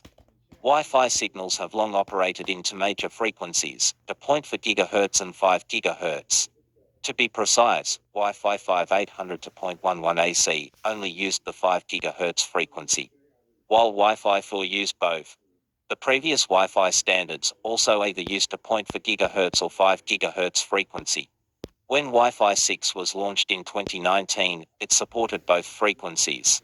Wi-Fi 6 was the first new Wi-Fi standard in 5 years and expectedly brought several notable improvements. The introduction of orthogonal frequency division, multiple access, and bidirectional MIMO multi-user, multiple input, multiple output, greatly improved throughput speed. It also improved power consumption and efficiency. However, with the rapid rise in the number of connected devices around us, these frequencies got congested and the devices couldn't take full advantage of the improvements brought by Wi-Fi 6. This is when Wi-Fi 6E came onto the scene. It arrived in 2020 with an additional 6 GHz frequency band. This allowed all the new features of Wi-Fi 6 to operate in 3 frequencies simultaneously. This addition improved throughput area, reducing network congestion and interference. Less congestion means devices in crowded networks get better Wi-Fi speeds and low latency, even though Wi-Fi 6E doesn't improve the peak speed over Wi-Fi 6. More devices can now be connected to the same network without affecting the data rate. Wi-Fi 7 also operates into 0.4 GHz, 5 GHz, and 6 GHz frequencies, combined with improvements in other aspects, which we will go into detail shortly. The new Wi-Fi standard opens up whole new possibilities for wireless internet. But before that, let's find out what OFMA and bidirectional MIMO are and how the introduction of these technologies with Wi-Fi 6 improved the throughput speed. What is OFMA? OFMA is an upgrade over the order of DM orthogonal frequency division multiplexing technology employed by previous Wi-Fi standards. It helps improve wireless network performance by allowing simultaneous data transmissions to and from multiple client devices. By comparison, DM can only transmit one data request at a time. Since internet usage continues to grow exponentially, the older tech now struggles to efficiently transmit data requests without causing network congestion or latency. OFMA solves this problem by accommodating requests from multiple users at the same time, even those with varying data loads and use patterns. It helps allocate channel bandwidths more efficiently. OFMA is also used in 5G cellular networks, while 3G and 4G networks rely on DM. So all recent network standards benefit from the tech, which enables high throughput and low latency. IoT Internet of Things devices benefit from a more proportionate allocation of network resources by OFMA. It helps in reducing power consumption as well. What is bidirectional MU-MIMO? MU-MIMO was first introduced to the Wi-Fi world with Wi-Fi 5 in 2015. It allows an access point to simultaneously communicate with multiple devices. The technology helps increase the speed of the data transfer and reduces latency when multiple users are connected to the same access point or router. However, Wi-Fi 5 only supports MU-MIMO in downlink transmissions, i.e. when transmitting data from an access point to a connected device. It doesn't work the other way around uplink. This wasn't a major limitation until a few years back when we weren't uploading as much content online as we do today. With the rise in content creation and remote collaboration, uplink data demand has gone up and MU-MIMO in uplink transmissions has become a necessity. Wi-Fi 6 brought this much needed bidirectional MU-MIMO, i.e. for both downlink and uplink data transmissions.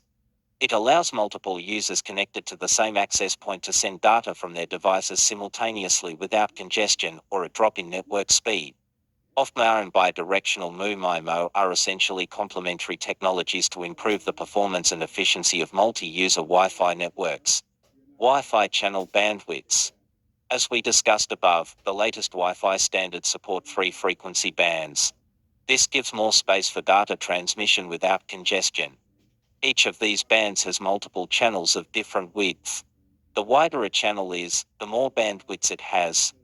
Data is transmitted wirelessly through these channels via streams. One way to understand this is to use a freeway as an analogy. If a band is a freeway, channels are lanes. And streams, which we will discuss in more detail shortly, are vehicles carrying people data. Since all vehicle streams can't carry the same number of people data, allowing vehicles of all sizes to ply on lanes channels of the same width is a waste of the freeway band space. It's more efficient to let smaller vehicles such as a bike ply on narrow lanes and larger vehicles such as trucks run on wider lanes. Hence, frequency bands are divided into multiple channels of different widths. Wi-Fi 6 and Wi-Fi 6E support 20 MHz, 40 MHz, 80 MHz, and 160 MHz channels. Depending on the demand, data is transmitted through the right channel. This ensures efficiency and sustained throughput speed across the network. Wi-Fi 6's additional frequency band already makes room for more simultaneous channels than Wi-Fi 6. Wi-Fi 7 now adds a much wider 320 MHz channel to it, double that of Wi-Fi 6 and Wi-Fi 6E. This means the new standard offers double the base speed over the previous standards from 1.2 gigabit per second per stream to 2.4 gigabit per second per stream, allowing for even more efficient data transmission. Coupled with more spatial streams, higher modulation, and multiple access points, the improvements are much bigger. Spatial data streams. Wi-Fi spatial streams are a way of transmitting data over a wireless network using multiple antennas. When you're using Wi-Fi, the data you're sending and receiving is split into different streams, each called a spatial stream. The higher the spatial streams, the faster data transfer rates and better performance, especially in crowded networks. They enable simultaneous transmission of more data at high speed, making Wi-Fi networks more efficient. Wi-Fi 5 supports up to 4 spatial streams for multiplied by 4 or quad stream, meaning that transmitted data is split into 4 streams, enabling quicker transmission through the same access point. Wi-Fi 6 and Wi-Fi 6E doubled the spatial stream to 8, further improving the speed and efficiency. The introduction of bidirectional MIMO also added to the overall performance boost brought by the 6th Gen Wi-Fi standards. With Wi-Fi 7, the number of spatial streams has gone up to 16. This means more data can be sent and received simultaneously. In other words, the new Wi-Fi standard delivers faster data rates for more devices on the same access point at the same time, making crowded Wi-Fi networks more efficient. This is important because we now have more connected devices around us than ever. It's worth noting that the number of spatial streams a device can access also depends on the number of antennas on the device. Smaller devices have fewer antennas, so they can't leverage the full range of Wi-Fi 7 spatial streams. Like with the previous generations, the latest standard will also support multiple stream broadcasters and clients dual stream, quad stream, etc. In fact, Wi-Fi 6 and Wi-Fi 6E still only have dual stream to multiplied by 2 clients. That's despite theoretical support for up to 8 spatial streams. Likewise, Wi-Fi 7 will also debut with dual stream clients. Support for quad stream clients for multiplied by 4 is expected later. Note that lesser spatial streams mean a much slower practical data transfer rate than the theoretical peak. Modulation. QAM or quadrature amplitude modulation determines how data is packed and transmitted over Wi-Fi frequencies. It is a technique to adjust the properties of these radio waves to allow more data to pass through at a time. QAM can change both the amplitude strength and the phase starting point of the waves to represent digital data. The higher the modulation variations in amplitude and phase of radio waves, the higher the data rate. Wi-Fi 5 operates at 250 fixed QAM. It struggles to stream higher quality content such as 4K videos and our Flash VR content, which require quick transmission of a large amount of data. With Wi-Fi 6 and Wi-Fi 6E, the QAM level was quadrupled to 1024 QAM. That means the 6th Gen Wi-Fi standards can transmit 4 times more data through each radio wave, helping improve the overall throughput speed. Wi-Fi 7 now increases modulation by 4 more times. The 7th Gen Wi-Fi standard has the highest modulation level of 4096 QAM. This improves its performance on the same channel widths, delivering faster speeds and better efficiency than previous standards. Coupled with multi-link operation, a new technology introduced with Wi-Fi 7 and all other upgrades discussed above, the performance improvement is huge. Multi-link operation. In Wi-Fi 6 and Wi-Fi 6E and all previous versions, connections take place via a single access point. In other words, a connected device can only use a 6-channel in one frequency band to 0.4 GHz, 5 GHz, or 6 GHz at a time. Some routers offer a Smart Connect feature that enables devices to automatically switch the connection to the best available frequency band and channel. That improves signal quality and reduces interference. However, this doesn't completely address the limitations of having a single access point. Wi-Fi 7 changes the whole game by allowing multiple access points. Multi-link operation, or MLO, enables connected devices to simultaneously send and receive data across different bands and channels, avoiding potential interference with other connections on the network. It can combine two frequency bands 5 GHz and 6 GHz into a single network for higher bandwidths and sustained throughput speed. With this change, there's little to no risk of signal drop in a wireless mesh network. Connection handles between 2 access points roaming should also be seamless. Moreover, the ability of Wi-Fi connections to automatically pick the best channel means you'll get the same data transfer rate over longer distances. But bear in mind that a network that combines 5 GHz and 6 GHz frequencies will only have the range of the latter band, which is shorter. Devices that don't support Wi-Fi 7 can't utilize MLO even if they are connected to a Wi-Fi 7 router.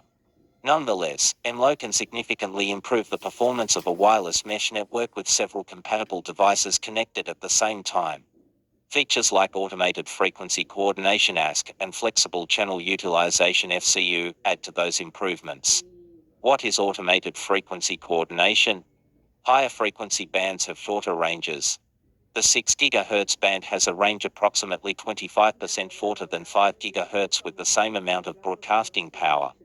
However, manufacturers can extend for a bit with automated frequency coordination. ASC is an optional feature for the 6 GHz band. Its absence doesn't affect any other functionality of a Wi-Fi 7 router. But if enabled, it can improve a few things. Radio waves are used by various devices and systems to wirelessly transmit data. A Wi-Fi signal must never interfere with other applications that are already using certain parts of a spectrum, such as 6 satellite services. ASC ensures this compliance by creating an exclusive environment that doesn't affect any other ongoing application. It checks the registered database in real time to determine the available frequency spectrum and transmits the Wi-Fi signal over it. This ensures that a signal isn't under regulatory constraints. But more importantly, routers with ASC support can use more power. They can use up to an estimated 4 watts from the normal power draw of 1 watt. A higher amount of broadcasting power means a longer range for the 6 GHz frequency band. ASC helps extend the range of the higher frequency band to a comparable range to the 5 GHz band. However, to enable ASC, manufacturers need to separately obtain a regulatory certification. So not every Wi-Fi 7 router may support this feature. It could also be blocked in some geographical regions by the local authorities. If you want a longer range for the 6 GHz band, make sure to check whether a router boasts ASC support. Bear in mind that ASC can be turned off remotely via firmware updates. What is flexible channel utilization? Up to Wi-Fi 6E, when it suffers signal interference, the whole channel is affected. No matter if it's the narrowest channel 20 MHz or the widest 160 MHz. This means even if the channel has some widths available, it can't be utilized for data transmission during interference. Wi-Fi 7 fixes this problem with a new feature called Flexible Channel Utilization, or FCU. Instead of taking the entire channel out of commission in the case of interference, FCU intelligently cuts off the portion of the channel with interference. This is done in slices of 20 MHz. This ensures that only the occupied part of the channel is cut off, and the clean part is usable. Like off-MA and bidirectional MIMO, FCU also works behind the scenes to improve Wi-Fi 7. Wi-Fi 7 mandates multi-gig ports. Another major change brought by Wi-Fi 7 is mandatory support for multi-gig or multi-gigabit ports. It's now a minimum requirement. Wi-Fi 7 routers must offer an option for multi-gigabit wired networking. This ensures that wired networks can take full advantage of Wi-Fi 7's super-fast speeds. The existing gigabit standard doesn't do justice to Wi-Fi 7 speeds. Note that your Wi-Fi system must deliver a sustained data transfer rate of 2 gigabit per second or faster in a single link to qualify as a multi-gig system. If it does, you can leverage Wi-Fi 7's mandatory multi-gig support to establish a wired networking system. Wired networks are always faster than wireless. As a crude analogy, you can compare wired networks with phone calls. Data travels both ways simultaneously using the entire cable's bandwidths. Wireless networks, on the other hand, are like walkie-talkie communication. They can only transmit data in one direction at a time. Moreover, they only use a portion of a frequency band called a channel to transmit data. Wi-Fi 7 is more than 4 times faster than Wi-Fi 6 and Wi-Fi 6E. The final Wi-Fi 7 standard is not official yet. It's expected in early 2024. That's when we will have a precise number for the peak theoretical speed of the 7th Gen Wi-Fi standard. However, current estimates are that it will bring more than 4 times faster data transfer rates than Wi-Fi 6 and Wi-Fi 6E. For the uninitiated, the 6th Gen Wi-Fi standards have a peak theoretical speed of 9.6 gigabit per second. Wi-Fi 5F peak speed is 6.9 gigabit per second. Wi-Fi 7, on the other hand, can achieve speeds to the north of 40 gigabit per second. This is essentially why Wi-Fi 7 is also called 802.11 EHT, where EHT stands for extremely high throughput. The new Wi-Fi standard will deliver lightning-fast speeds, while simultaneously upgrading almost every other aspect of your wireless internet connection. You will get reduced latency and lesser network congestion than before. You'll also suffer fewer signal drops and enjoy a more reliable internet connection. As we move to smart homes where everything is connected, these improvements will deliver high-speed connections to all of those devices. Effectively, it will elevate your wireless internet experience to a new level. Whatever might be your need, Wi-Fi 7 will do a better job than Wi-Fi 6 or Wi-Fi 6E. All of this while improving the security of your connection and connected devices. While not official yet, Wi-Fi 7 is expected to bring WPA for security. Wi-Fi 6 and Wi-Fi 6E rely on WPA3 security, which is the latest wireless security standard currently. Practical speeds are usually much lower than theoretical speeds. Wi-Fi 7 can reach a theoretical top speed of more than 40 gigabit per second. Don't expect to get this speed in real life, though. Practical speeds are much lower than that. The real-world sustained speeds of Wi-Fi 7 are expected to reach just about 11.5 gigabit per second. That's with a quad stream for multiplied by for 320 MHz client device. Wi-Fi 6 and Wi-Fi 6E have had only to multiply by the client's dual stream and can reach a peak real-world speed of 2.4 gigabit per second. On Wi-Fi 7, a dual stream client can deliver a peak speed of 5.8 gigabit per second. This is because of the way Wi-Fi specs are implemented in real life. Wireless technologies aren't pushed to the limit. The table below compares the real-world performance of the 6th and 7th Gen Wi-Fi standards along with their respective theoretical limits. Should you get a Wi-Fi 7 router? The answer to this question isn't a simple yes or no. Yes, Wi-Fi 7 is a massive upgrade over Wi-Fi 6 and Wi-Fi 6E. That's true. However, you might be surprised to learn that most electronic devices in use today are limited to Wi-Fi 5. Some of the latest gadgets boast Wi-Fi 6 or Wi-Fi 6E, while there are very few with Wi-Fi 7. Like before, we should be able to add Wi-Fi 7 support to older devices via an add-on adapter. That's a different matter, though. On top of that, more than 4 years into the public release of Wi-Fi 6, there are still no faster clients than dual stream, to multiplied by 2.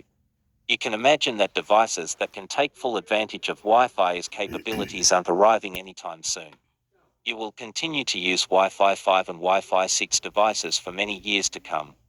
Of course, Wi-Fi 7 is backward compatible, so your Wi-Fi 5 device will still connect to a Wi-Fi 7 router. However, you won't get the benefits of the new standard. Wi-Fi 6 is already capable of delivering reliable internet connection to an average household with around 40 devices. That includes smartphones, TVs, watches, smart refrigerators, security cameras, doorbells, and other OT Internet of Things gadgets. Wi-Fi 7, on the other hand, is best suitable for commercial spaces and offices. Our never-ending quest for higher quality content, What up, amigo? I got my suspicion on Wi-Fi or something. The signal might give out radiation to us to know where we are inside of the house. We need to cultivate our body into manifesting like Superman or Spider-Man, or we gotta go somewhere else.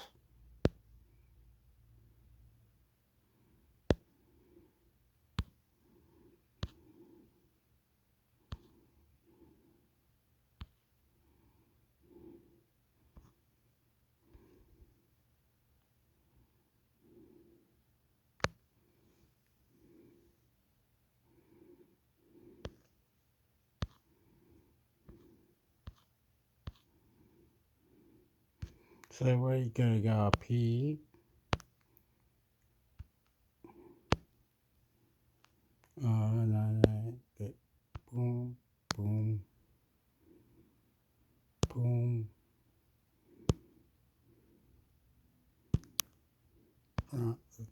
What's up?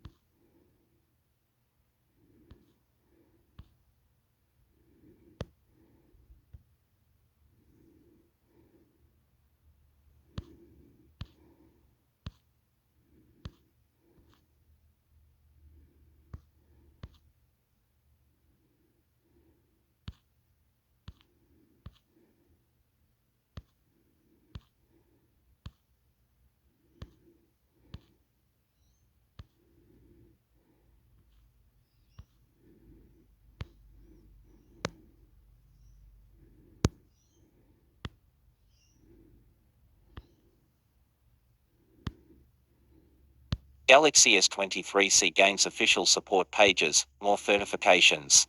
A September launch of Samsung F Galaxy S23C is looking highly likely. Amid growing rumors, the company has begun adding support pages for the phone to its official website. It has also attained a few more regulatory certifications for the new phone. Edition C, handset. Samsung recently published an official support page for the Galaxy S23C on its Kazakhstan website. As usual, the page doesn't reveal anything more than the phone's model number FM711, but however, it's an indication that the device is almost here. The company will add more information to the page following its announcement, including a few photos. Meanwhile, the Galaxy S23C has received regulatory approval from India's BIS Bureau of Indian Standards. It's the same model number again, with the Indian authority confirming dual SIM support for the phone, at least in the country. The upcoming C-Series phone has also popped up on the Bluetooth SIG website via. This time around, we have 5 different model numbers. These include the US carrier locked and unlocked versions FM711U and M711U1, respectively, the Canadian version SM711, and the Chinese version SM7110. We have previously seen these model numbers on other certification listings as well, including the FBC and the WPC Wireless Power Consortium. If anything, this is a sign of a nearing release of the phone. The Galaxy S23C will arrive with 2 different chipsets. Samsung will launch the Galaxy S23C with 2 different chipsets. The phone will be powered by the Snapdragon 8 Gen 1 in some markets, including the US. Some others, such as Europe, will get the company's in-house Exynos 2200 chip. The Korean firm has been doing this for a long time now, shelling its high-end phones with different chipsets in different markets. The Galaxy S23 series was an exception, with the 2023 flagship shipping with an overclocked Snapdragon 8 Gen 2 globally. However, Samsung is now going back to the usual dual-clock strategy with the Galaxy S23C. Next year's Galaxy S24 flagships are also rumored to use 2 chipsets, Snapdragon 8 Gen 3 for Galaxy overclocked version and Exynos 2400. Despite growing rumors, we don't yet have a confirmed launch date for the Galaxy S23C. The latest word from the industry is that the phone will arrive in September, but a date is still missing. September begins in less than a week, so we might soon hear something officially from Samsung. The company also has a couple of C-Series tablets in the works. It remains to be seen if all of these devices arrive on the same day.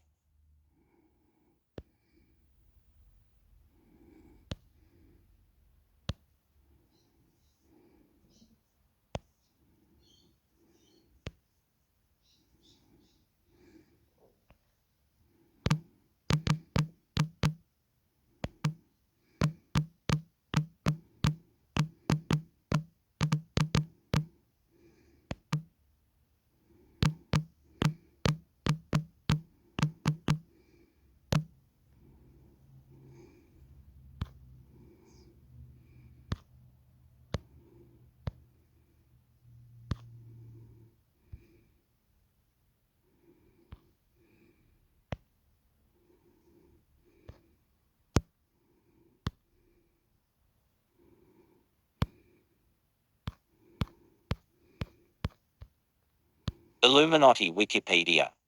The Illuminati, plural of Latin illuminatus, enlightened, is a name given to several groups, both real and fictitious.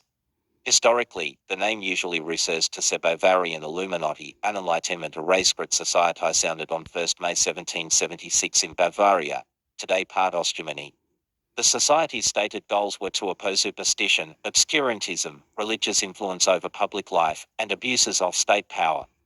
The order of the day, they wrote in their general statutes, is to put an end to the machinations of the purveyors of injustice, to control them without dominating them. The Illuminati along with Freemasonry and other secret societies were outlawed through Edict Karl Theodor, Elector of Bavaria, with the encouragement of the Catholic Church in 1784, 1785, 1787 and 1792 during subsequent years.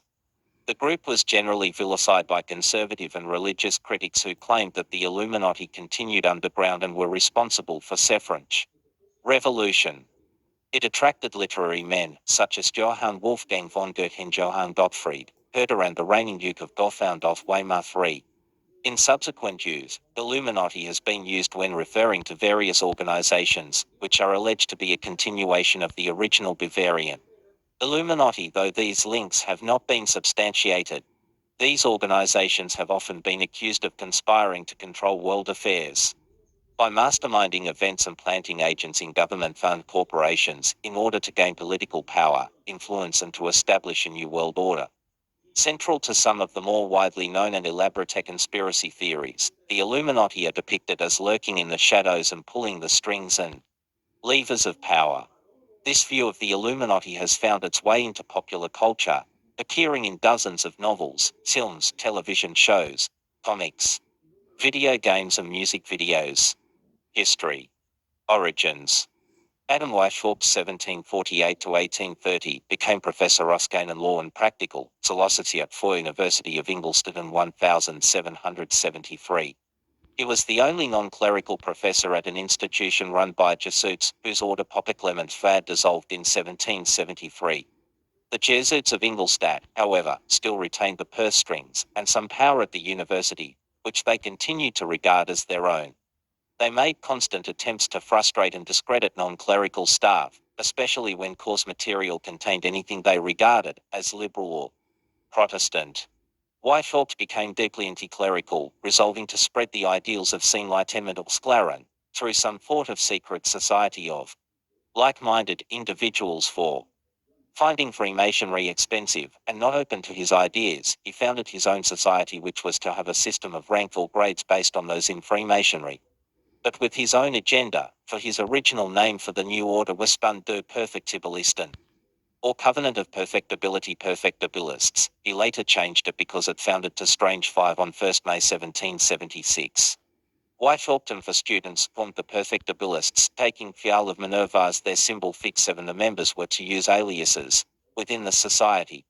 Weishaupt became Spartacus. Law students Maschenhausen, Boff, Mertz and Schutter became respectively Ajax, Agathon, Tiberius and Erasmus Roterodamus. Weishaupt later expelled Schutter for indolence. 8-9 in April 1778 the order became the Illuminatenorden, or Order of Illuminati. After Weishaupt had seriously contemplated the name be Order 10. Massenhausen proved initially the most active in expanding the society.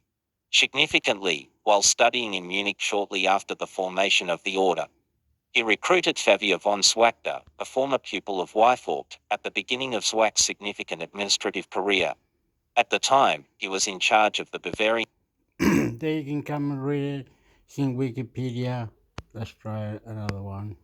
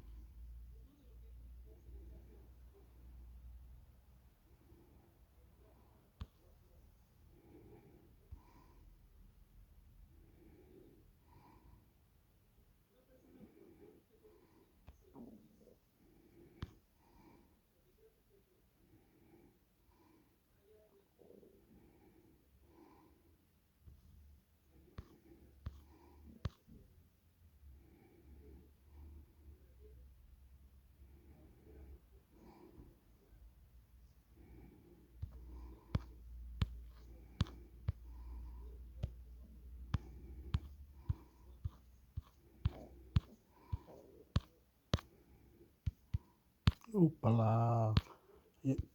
Boo. Aboopala pala boo. Ta ta ta do to do ta ta. Aboopala lu ta. Aboopalu palu boo. Abrí eso, para arriba, para arriba, para arriba, para arriba, aquí esté, para arriba, aquí, o para abajo, external link, para arriba, y sign for query, sign en inglés, Petro contra romano, ¿por qué? Como Cortona, what the hell?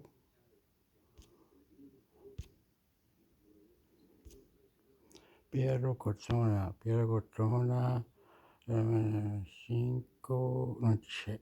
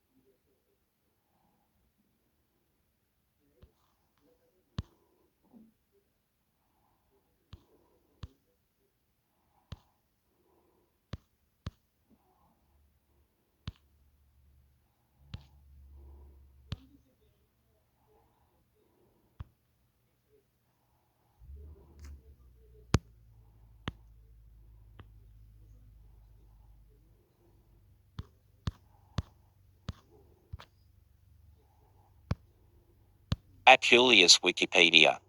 Apuleius also called Lucius Apuleius Maderanfish, she 124 after 171, was an Numidian Latin language prose writer.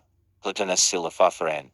Rhetorician to he was born in Ferraman province of Numidia in Cebabursity Osmaduros, modern Dame Darouk, Algeria 3. He studied Platonism in Athens, travelled to Italy, Asia Minor, and Egypt, and was an initiate in several cults or mysteries.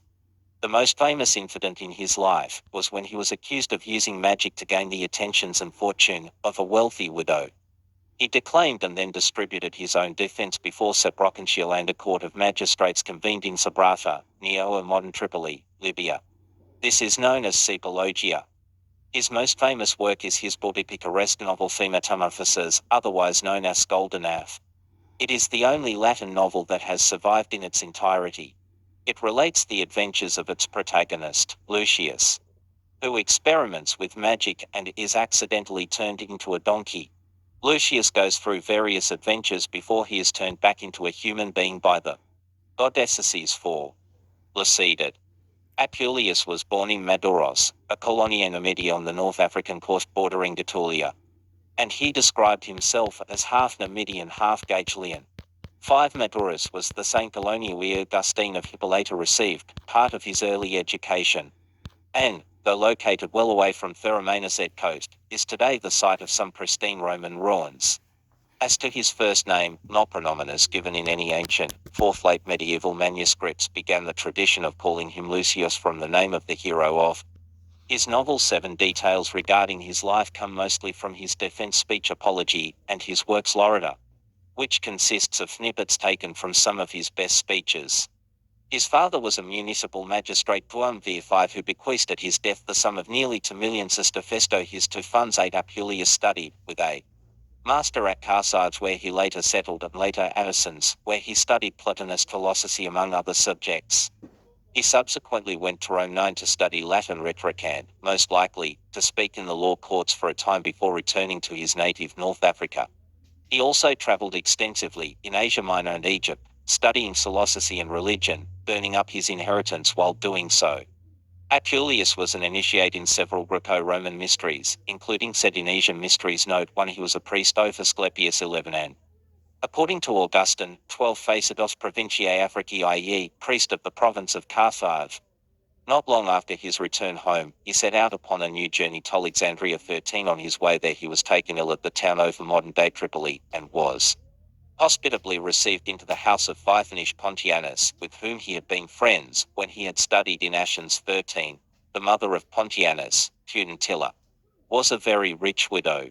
With her son's consent, indeed encouragement, Apuleius agreed to marry her. 14. Meanwhile, Pontianus himself married the daughter of one Heurnius Russianus. He, indignant that Pudentilla's wealth should pass out of the family, instigated his son-in-law, together with a younger brother, Phyphanish Pudens, a mere boy, and their paternal uncle, Phyphanish Aemilianus, to join him in impeaching Apuleius upon the charge that he had gained the affections of Pudentilla by charms and magic spells. 15. The case was heard at Sabratha, near Tripoli, G 158 ad before Claudius Maximus, Proconsulus Africa. 16. The accusation itself seems to have been ridiculous, and the spirited and triumphant defence spoken by Apuleius is still extant.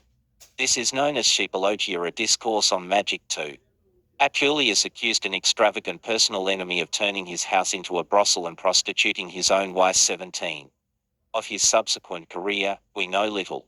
Judging from the many works of which he was author, he must have devoted himself diligently to literature. He occasionally gave speeches in public to great reception. He had the charge of exhibiting gladiatorial shows and wild beast events in the province, and statues were erected in his honor by the Senate of Carthage and of other senates. 19. 2021. The date, place and circumstances of Apuleius' death are not known. 20 to 23. There is no record of his activities after 170. A fact which has led some people to believe that he must have died about then, say in 171. Although other scholars feel that he may still have been alive in 180 or even 190. 24. Work fedit. The Golden Affedit. The Golden as a Finis Aureus, Omatamasosi, the only Latin novel that has survived in its entirety. It is an imaginative, irreverent, and amusing work that relates the ludicrous adventures of one Lucius, who introduces himself as related to the famous Philosopher Plutarch and Fextus of Cheironia. Lucius experiments with magic and is accidentally turned into Anath. In this guise, he hears and sees many unusual things until escaping from his predicament in a rather unexpected way. Within Sif-frame story are sound manner digressions, the longest among them being the well-known tale of Cupid and Psyche. This story is a rare instance of a fairy tale preserved in an ancient literary text. 4. Semitmosos ends with the once again human hero, Lucius, eager to be initiated into some mystery cult of vices. He abstains from forbidden foods, bathes, and purifies himself. He is introduced to Venovicium Isidus.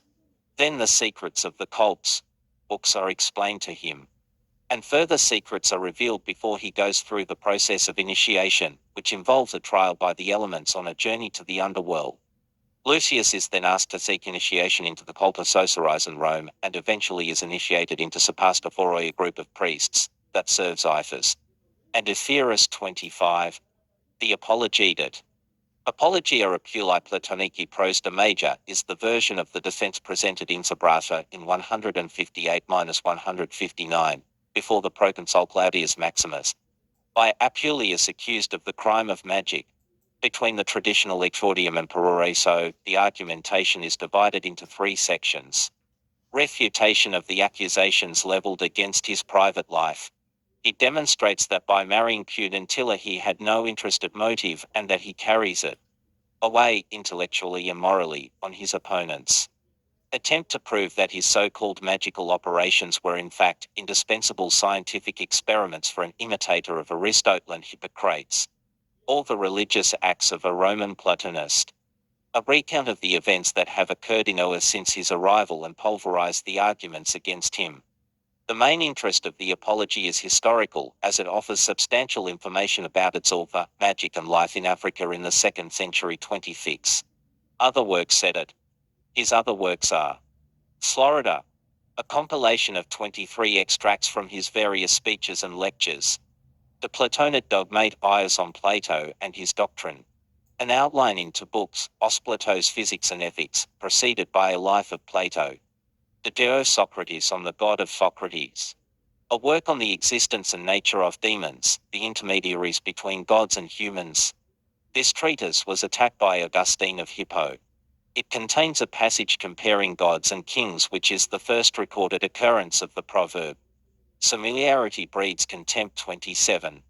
Paritenim conversaso contemptum, raritas conciliat admirationem. Familiarity breeds contempt, rarity brings admiration. On the universe. This Latin translation os pseudo-Aristotelis workmen probably by Apuleius. Apuleius wrote many other works, which have not survived. He wrote works os poetry and fiction, as well as technical treatises on politics, dendrology, agriculture, medicine, natural history, astronomy, music, and arithmetic, and he translated Platocido. Spurious works said it. The extant works wrongly attributed to Apuleius are 29. Peri Hermeneas on interpretation.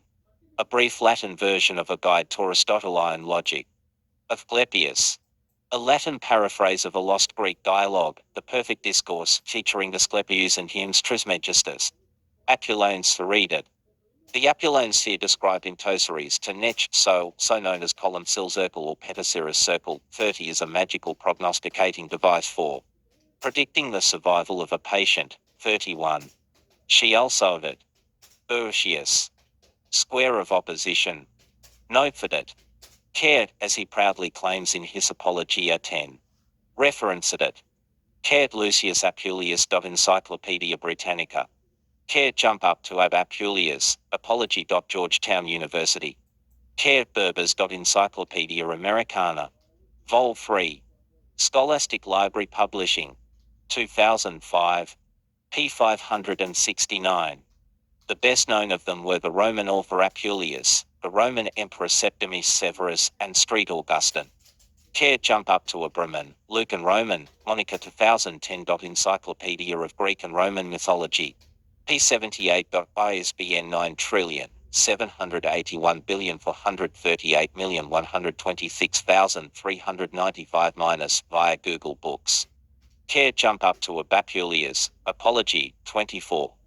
Care Geisha, Julia Haidt 2008, The Fortunes of Apuleius and the Golden Ash, A Study in Transmission and Reception, Princeton University Press, p. 69. ISBN 0691131368, 9780691,131,368. Cared Apuleius, Apology, 23. Cared Apuleius, Florida, 17.4.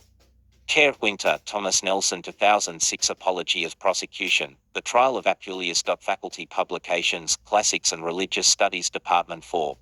Cared Apuleius, Florida 16.38 and 18.38. Cared Augustine, Epistle 138.19.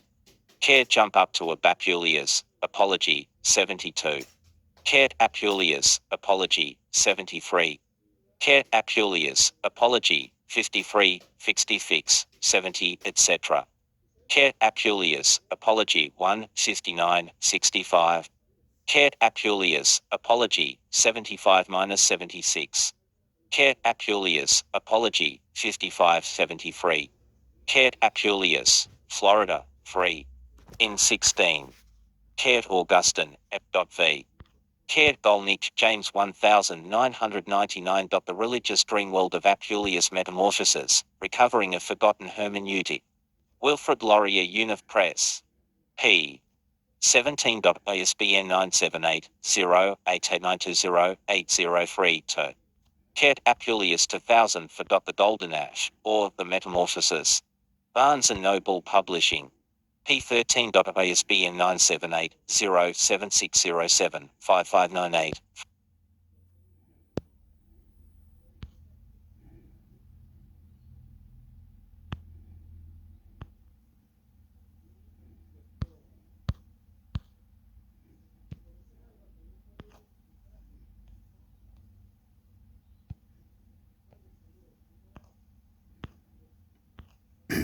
What am I watching? Fucking poopa.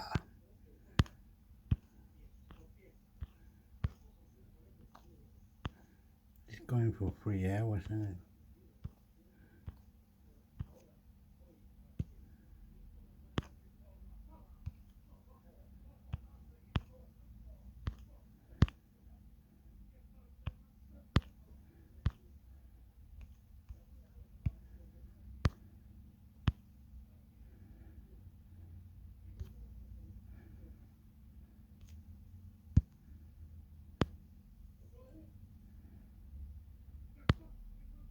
Syncretism Wikipedia.